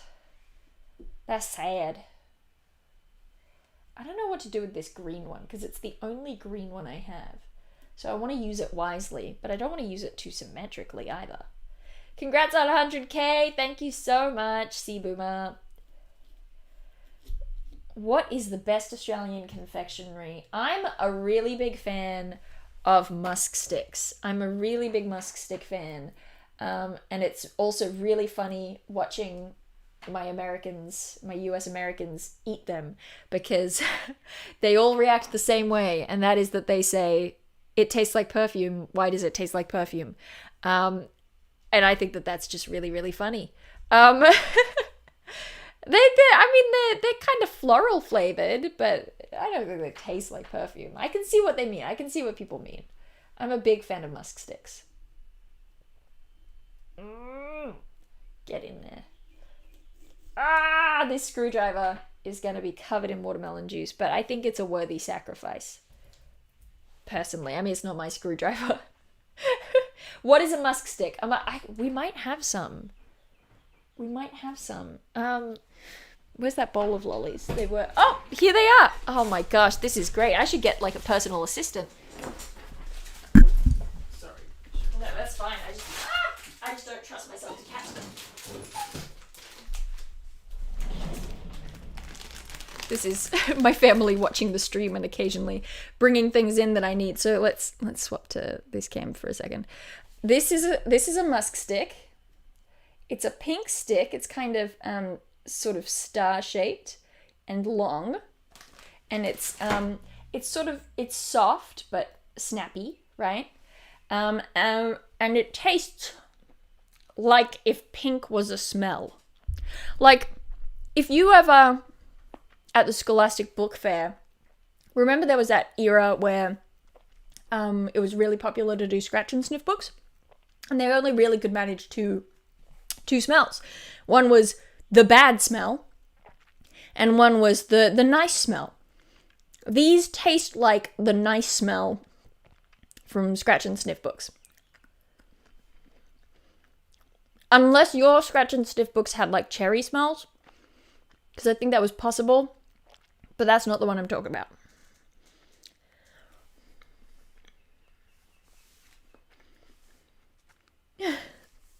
Dale, you have to stop making up names for candy. This is real. It says it on the packet. Non-spun. No artificial colors or flavors. These are real flavors? Wait, what's the flavor? What's the flavoring? I have to assume that the flavor is like rose or something. It doesn't really taste like rose, but that's kind of the closest. I mean, the flavor is musk. The flavor is musk. That's the flavor of it. I don't know what else to say.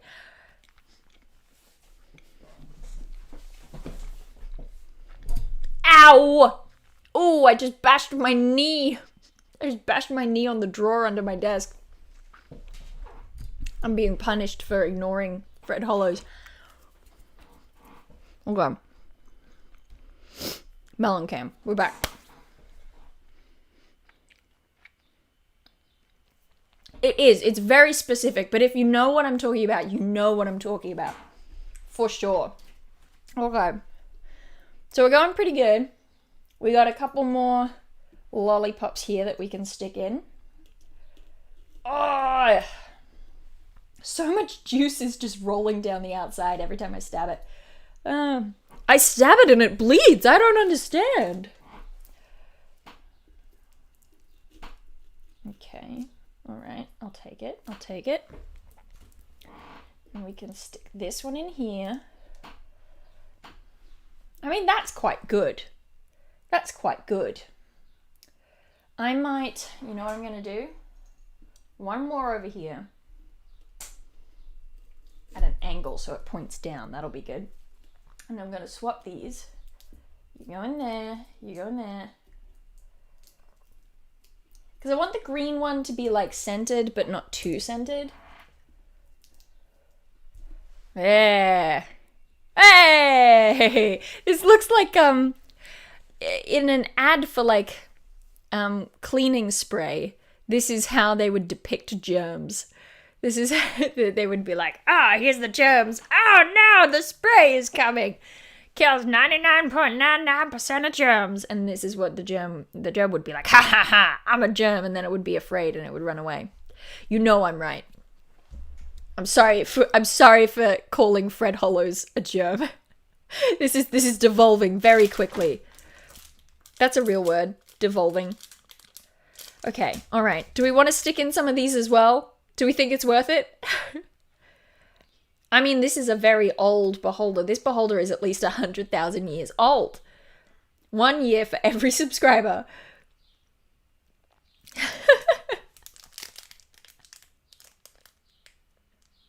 Looks like a green beholder and nothing else. Nothing else.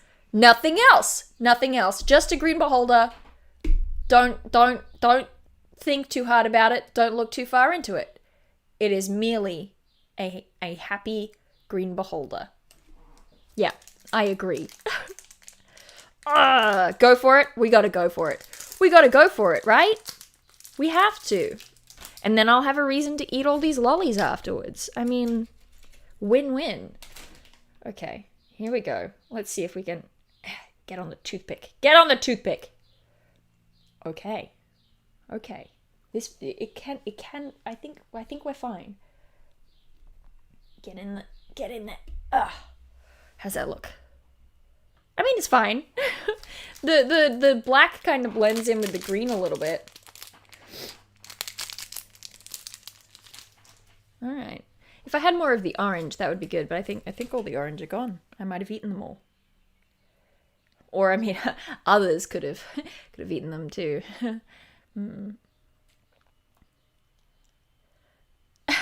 Yeah. Vivid memories of the dancing cockroach from the vintage Mortine ads. More smart, more safe, Mortine. Yeah. Or Louis the Fly. This little guy needs some Pokemon moves. I would love to have this as a Pokemon. But then I would inevitably kill it in my Nuzlocke, because everything I love dies in that game. Through no fault of my own. I've got to be careful on the lid, just because it might bust inwards at any time. Yes, this is good. This is a good thing that we're doing. We're helping the world by doing this.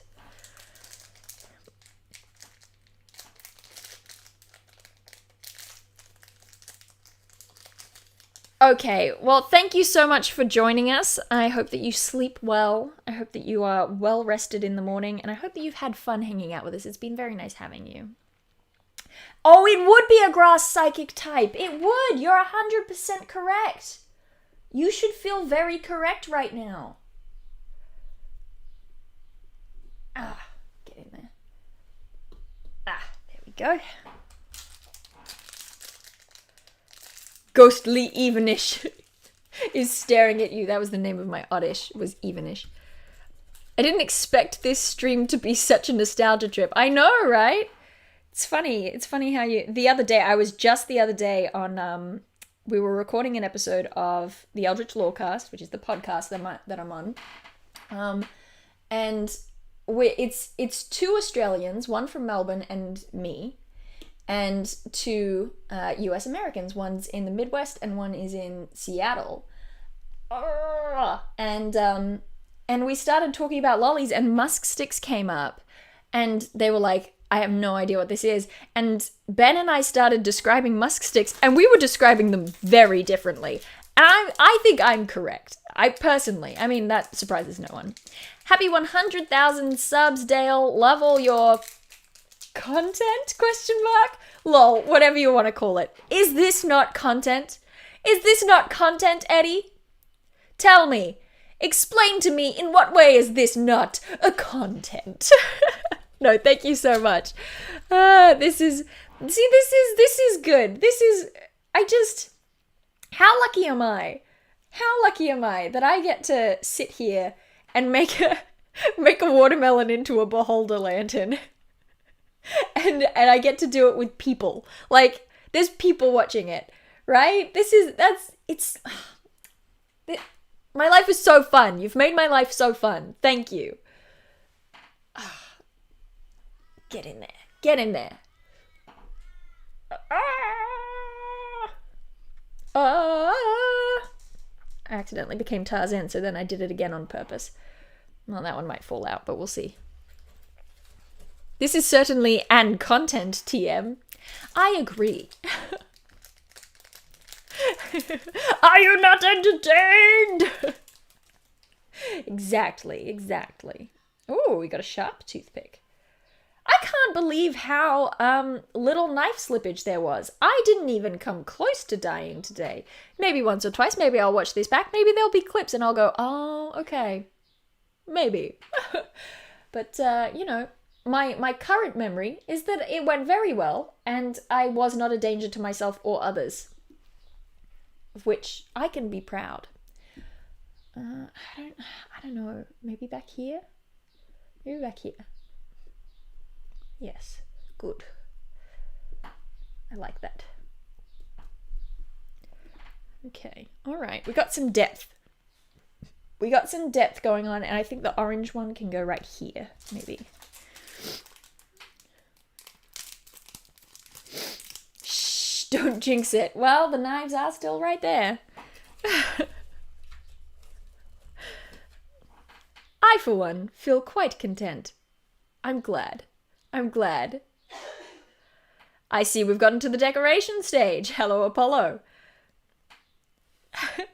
I love how we all went to the same movie. Imaginary Paul Bettany fighting movie. Yeah. I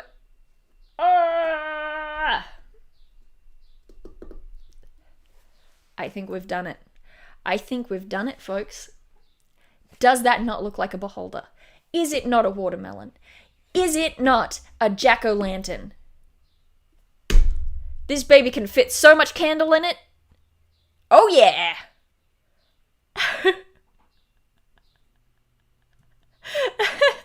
Even in a room alone by herself, a wild Dale is always a danger to others. Look, it's the chaos. It's the chaos. Of which there is an emote now. I'm very excited about it. I can't wait to... on Twitch, you can have animated GIF emotes, and Mama Monstrosity made for me, Alexandra, made for me an animated version. So the chaos emote is just me in front of a fire, like, and an animated one for me where the fire flickers, and I'll be able to add that on Twitch, which is very exciting to me. Fred Hollows the Chupa Chup tree. Yep, we did it. We did it, gang. We did it. I gotta go get a candle. So that we can light this baby up. We can light this puppy. See how it looks. Although, will it be dark enough? I mean, I can turn off lights, but I don't think it'll be very dark. I still recommend trying to get the outermost shell of the watermelon off of the iris so that it comes out that white green, in a bit of the shell. That's true. Because, I mean, it'd be kind of cool to have the mouth and the eye a different color. I mean, let's see. Let's see what we can do here for a minute. Let's see. The knives are back! Okay. Alright. Just get a little angle on it even if we just remove some of the pink. Oh. Me earlier today. Well, I need to wear these jeans tomorrow, so I shouldn't get watermelon all over them. Me now. Spilling watermelon all over them. You're good to me, thank you very much. A candle just arrived.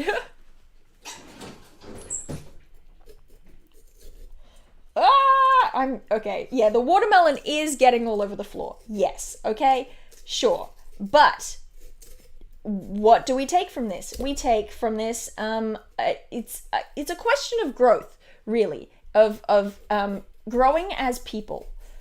You know, we learn from our actions, and we tilt the lantern a slightly different direction. Okay? At least you have an appropriately sized knife, yes. I mean, I also have the big one. And another big one. But, I mean, this is good. This is good. This has been handy and good to me. This is actually the safest I've felt this entire carving process. Is just reaching in from the outside and shaving off bits of the pink with a watermelon between me and the blade. All right. Yes, good. I wonder if I can leave it big in the middle though, so that we get a little bit of pink through the iris. Maybe not. We'll see. See how we go. I mean, this still might come up pink. You know, I've done my best. But sometimes your best just isn't good enough. And that's what we learn from the film Monsters University. We learn that sometimes you won't achieve your dream, but that's okay because you can still be happy. Oh yeah, Fire Dale! Oh, I get to light a candle now. Oh, that's fun. I don't think we've ever had fire on, camera. That's fun. That's good. I'm going to enjoy that. It's new. It's new for all of us. So here you go. Sit with Fred for a minute. That's the other thing, is that so many people wanted a Frank or a Dave or a Fred for the name of this. And that's the other thing that Fred Hollows provides, is that you get to have those people are happy, the people who wanted the I names are happy. Okay, I'm just kind of hacking right now, but trust me, it's because I'm making the I more even. There we go. It's a little messier, but it's fine. It's fine. It's totally fine. It's totally fine. There we go. Okay. I'll go get the candle and the lighter. Oh, there's some more watermelon on the arm of my chair. It's yum. Do lollies burn? Yes. I think so. Sugar burns.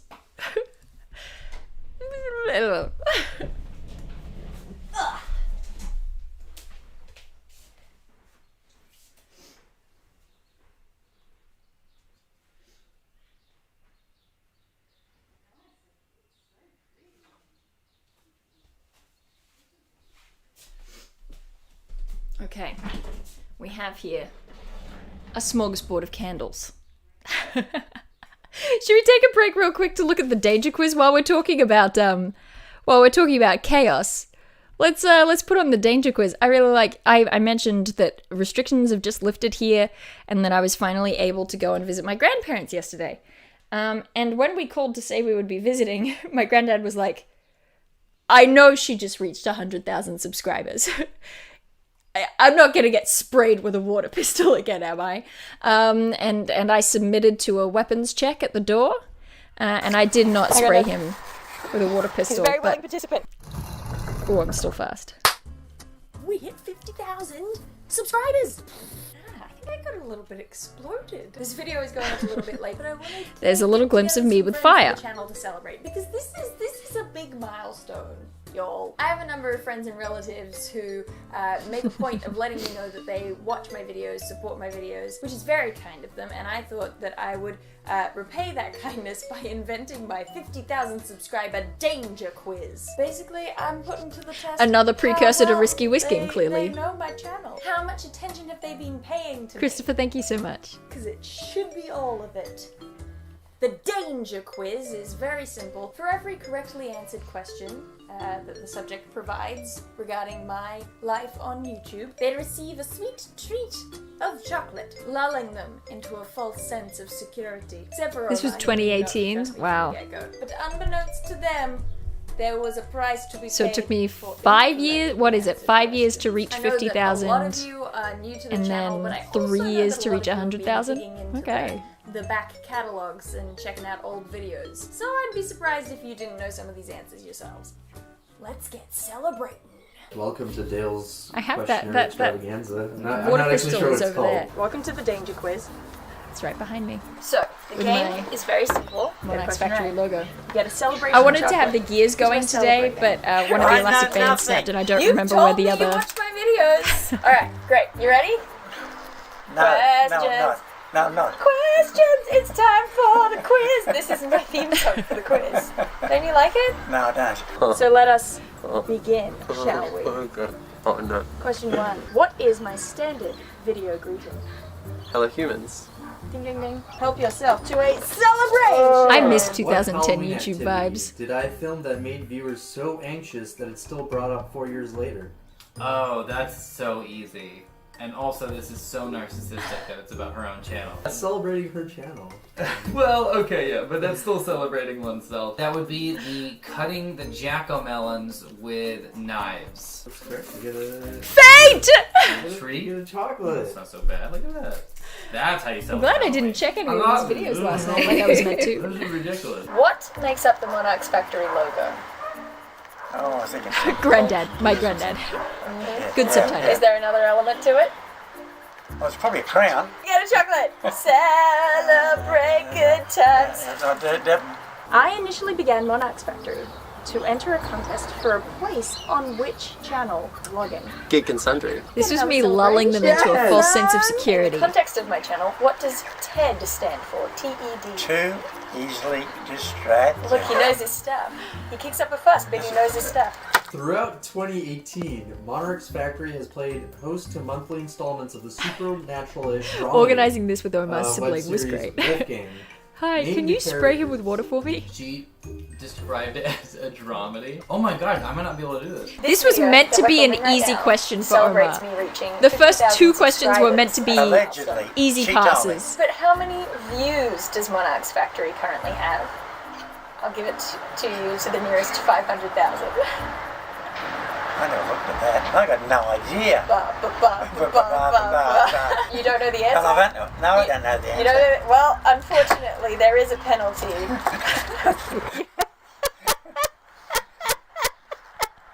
I know the actors, I don't. No, I know everyone by name. I know the actors, I can't remember the character names. Well, I mean, Which if was you wanna also look a up the lie. actors, Mr. Daniels, Dale, and then it gets a little tricky. The new gentleman, I forget his name. And then, I'll just take the spray. I know the actors' names, not When the characters' was names, he Monarchs says, Factory and he gets created? called on it. Year and month. Oh, jeepers. Here's the thing though, we knew each other when I created I mean, that definitely helps. Because I don't know whether it's like you started Monarchs when you started Geek and Sundry or if it was prior to Geek and Sundry, and that's what's stressing me out. I don't want to get it wrong. I love being right. 20... 13? Yeah. Ah! What month? August? So close. Ah. That's when I started my vlogs on Geek and Sundry Okay. on my birthday. Actually, I started in June. So danger is. Oh no! I'm such a Feeling bad comfortable? friend and family Feeling member. fresh? Feeling knowledgeable? You I ready? knew this was coming. I was just what I thought I would be. Okay. The revenge element really brings it. It does! Oh, I love the revenge element so much. How did Apollo play his lyre in the Battle of the Bands? Oh, I know and, this. And who was he up against? Oh shoot. Oh no. I was. Dale uploaded to another YouTube channel long before MonarchsFactory. What was the first video she ever uploaded to any YouTube channel?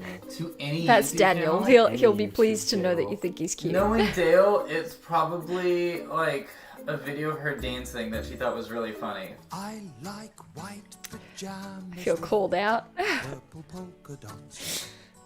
See, this was on my other channel. Evil My Legion childhood Evil channel. application for the Dr. Horrible sing-along blog DVD. You know what? I did know that. He played it upside down. Hey! Ding, So I ding, remember ding. that. I was about to take chocolate. Who was he playing against? Okay, this happened like 3 times. He had to have a battle with the bands like 3 times. It was, what's his name? I think it's the guy that he flayed alive. So I don't think it's Pan. I think it's the guy that he flayed alive. Got the first part Oh right. no. I get a chocolate still. I'm so stressed out. Okay, you ready for 2? I like the way I'm still awarding myself What is chocolate. the MonarchsFactory account profile image? That's the little picture in the corner of my channel. We continue. Okay. Now that I know that's there, it's It was- like the tension felt right. Who came up with the channel name, MonarchsFactory? This isn't a multiple choice. Nope. Danger quiz! I'm guessing. I mean, it could be a trick question. It could be you, and that's who's been involved in this process. I'll give you a hint. It's a photo of me. But what is peculiar about the photo? What's peculiar about you? Lots of things. Odd, strange. My grandparents spend an inordinate amount of time zinging me. Okay. The answer is that it's me in a cow onesie drinking a milkshake and eating a waffle. Can I just say, my grandparents spend a lot of time zinging me. Yesterday, so we visited my mother's parents yesterday, and we also visited my dad's mum. And my nana, as we were leaving, we were talking about the fact that her 90th birthday is coming up. And I was saying, it's a big one. We're going to have to plan something big. I say we start with a barn dance. We move on to the restaurant, and then I'm thinking something with circus animals. And she said, without dropping a beat, she said, "Oh, so you're going to perform then, are you?" It makes me so happy. I got To got. have a water pistol. I was I'm hoping for murdered. the trickster gods, and it's a trick question, and it was you. The answer was Rayward, my sister. Yeah, I'm gonna need that my was floating major around in the injuries back of my burn head. table. Yeah, and in the kitchen. What technical equipment did you use in the Maenads? Is it Maenads and the Dionysus? Yeah. Okay. That means it's the first time I did Dionysus. It was my point and shoot fuzzy camera Yes. that had trouble focusing. Uh-huh. I don't know if it's listed, but also, instead of lighting equipment, I had my mum and dad's bedside lamp Yes. with the lampshade inverted and my t-shirt over it. Yes. And there's one more. And I had a chair from the dining table, like pulled up over my legs, and a stack of books and stuff that I put the point and shoot on top of. Nailed it. I didn't have a tripod. How many videos are publicly available on MonarchsFactory? I didn't have to a the tripod, I say, as if I had Been doing anything the else. Channel since 2014, I think. Just weekly videos. That's 52 plus 4. So I'm gonna say, let's say 230. Again, back in the days when I maybe did weekly videos. Off by 100-ish. That's 322 is the answer. That's so many. That's a that's lot. So many videos. Arthur would give Colquitch? Cool. It's understandable. Cool. There's like a W in there. Yeah, it's real confusing to look at. Arthur would give that guy anything except... Oh no, there's so many. Because he's giving him a haircut. Mm-hmm. And he's like, I'll give you anything. And he says, except for my spear, and my dagger, and my sword, and my boat, and my wife, and my shield? Yeah. Is that it? I mean, I think this was a multiple choice, like you didn't have to get all of these. Oh. In which case, I'm willing to not have to shoot you in the face for this. It's Welsh. Does it kind of sting that you only get one for all these multiple choice things? Well, not No, multiple because choice. I also get the pride of getting it right. Ah, Now I'm gonna That's be enough. smug. Okay. I hope it comes crashing down. What kind of video was I filming the day I fell in a creek and totally messed up my wrist forever? I know the pictures. You're on the bridge. And I came to your place afterwards. I came here afterwards and had to borrow clothes because I was Yeah. soaked. What is Dale's most viewed video? I think right now it would be Thieves' Camp. I think that, because I think that's got maybe 66K. That one's been really, really, really popular. Okay, I'm gonna go with it's our 2 Truths and a Lie video. I just because wanna why would see. that not be the I most just wanna popular? see. It's a great video and an amazing co-host. Well, 2 truths and a shot. Okay. It's actually Australian accents tag. Oh, good. Okay. I actually think I did know that. It doesn't count if it's after the Then what answer. is the video? Hi, I'm Dale Kingsmill. Here's me talking how I normally Dumb talk. ways Was to it- die, was it critical followed by role. her eating Asian snacks for the first time, followed by a plank challenge. I think how many you've done out there. You did a bushfire one out there. But what other ones did you? When it's offering you these different MonarchsFactory things, they have one of you sitting on the bridge. Yeah. Yeah, I don't know what you're talking about. I'm not sure you knew what you're talking about. that's true because it was a Q&A video. I was answering questions. Yeah.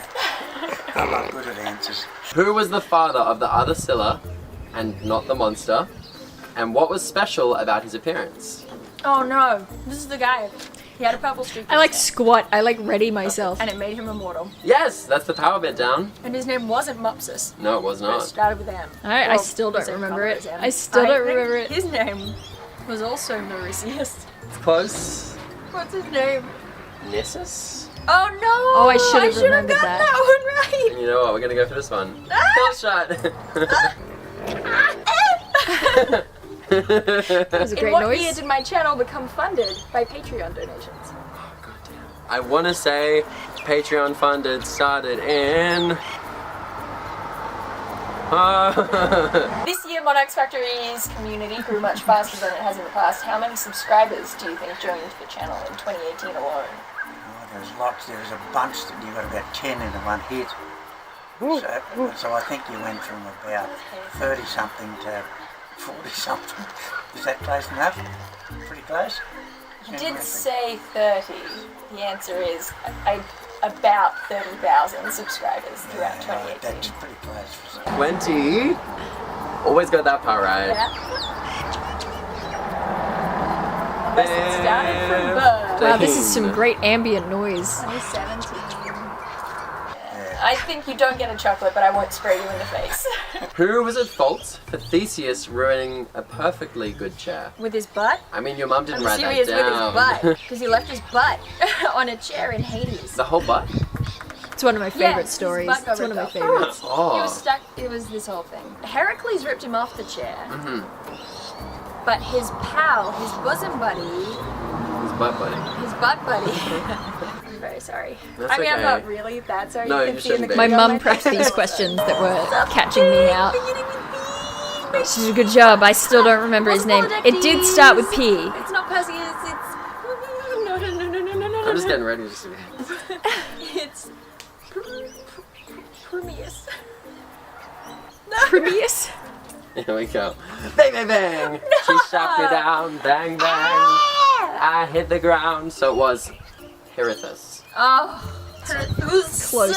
The recent surge in Monarch's Factory subscribers can be attributed to the interest in D&D content and shoutouts from popular D&D YouTuber Matt Colville. Yup. To which of Dale's videos did Colville first draw attention? His attention was first drawn. Well, we all know. Truths We and all Lie know video, the because answer. again, that's the best video on the channel because it features a very compelling co-host. But that's Matt's favorite. But I think that to not show favoritism, throw Dale a bone. I believe it was her Thieves Camp video. That's the one I remember, like that getting shared out.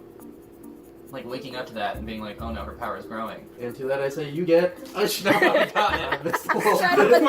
During the sitting civil war, which began at my first VidCon, erupted between Omar and The I. sitting civil war. That was a time. That was a time. Ground sitters versus high grounders. Chocolate. So far you have 1 out of 6. I've won. Did you hear that, Dale? I've won. Whose wedding was crashed in the apple of discord? Oh no! Okay. Wow, It's Achilles' parents. I'm rough now too. Their Okay, names are. one's a nymph. She's a sea nymph. He's a guy. How many VidCons has Dale What are their attended during names? her I should 5 know their years names. on If I YouTube? read their names, I know 1, who they 2 are, America. but I can't go the other Unless she's direction. keeping secrets from me, which she is. I can only confirm. I am. I'm her always attendance keeping secrets. At 3 of them. I'm gonna go with 3. Well, you're getting a kid. Oh, right. I can't remember any nymph names. No!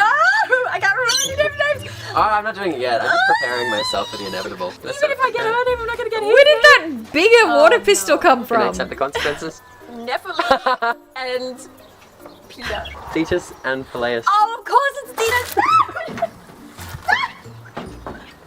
Good shot. Thank you. Okay, what kind of creature is the Monarchs Factory mascot, Mortimer? I don't think I've ever seen the mascot or noticed the mascot. I'll show you. What do we get? Look, he sounds like a turtle. There he is. It's such a good guess because I love tortoises. Mortimer is Minmi. Or I would have accepted Ankylosaurus. Ah, okay, yep. I would like to introduce you all to the official mascot of my channel, Mortimer, the Monarchs Factory Minmi. Hey. What is the name or topic, so either is acceptable, of the first ever upload to Monarchs Factory? I didn't know you were doing it for the first one. I discovered it. Oh, did I not tell you? It's a mythology video. It's the story. Daniel is of always Sisyphus. prepared, Sisyphus, yeah. the bloke who's pushing the boulder up the hill. What Always kind be of fish prepared with hit the a bear slightly in the bigger head water at pistol. the end of the old. A hickory shad! I forgot about the olds. Oh, I really thought I'd get to use that I again. forgot about the Words, olds. Make sure to like and subscribe. The subscribe button it changes on a daily basis, so good luck finding On a it. daily basis. There you go. Is that joke already made? Yeah. Probably. Continue I'm to sure remain. we're celebrating 50,000 followers. Right. I mean, some people are. 50,000. Yay! How many subscribers are you going to have when this video goes up? 50,000. Boo! What? Boo! That's you! That's you watching this video! Boo! Save the camera! I feel like this should be filled with acid to be a true danger quiz. Yeah, that's for 100,000. Well, I let the team down. No acid. No acid for 100,000. But knives and fire. I mean, that's pretty all right. I forgot about the olds. That was I was gonna be doing when Amy got her switch to the main channel. Amy Dallin, good friend, got her switch to the main Geek and Sundry channel. She started doing a comic book show for the main channel. Akeem Lawanson and I were also going to be moving on over to the main channel, but it ended up being put on hold because presumably behind the scenes reasons that are now sort of public, but I'm still a little bit scared to talk about it on a live stream. But mine was going to be The Olds, which was a news program where we talked about things that happened in the past. So anyway, here's some fire. Here we go. Melon cam. This is going to be good. Oh! Okay. We can light some candles. You can hear my very steady hand right there. This one I'll light. This will be good. Yes. Excellent. Excellent. It's a very small flame though. Okay.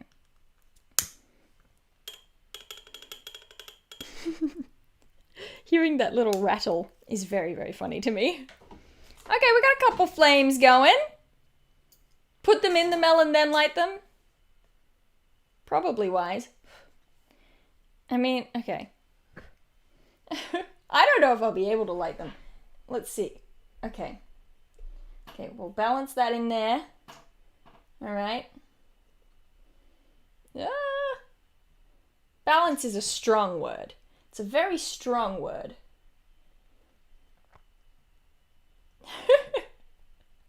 We want big flame. I only have medium flame. I'm just gonna put 2 in there and see how we go. This can sit, I don't know, over here on my laptop. Sure, why not?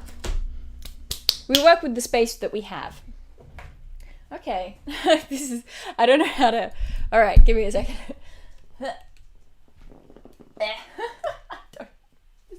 Try to reach through the eye. Okay. Flame, flame, flame, flame, flame, flame, flame. Yes. Burn. Burn, my beautiful. Just channeling Lovelis right now. That's what's happening. Okay. So let's see if we can I might have to remove that other one just because it's quite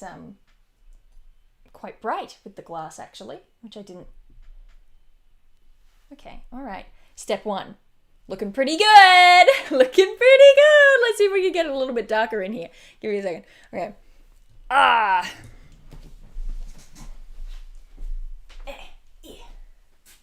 Ooh.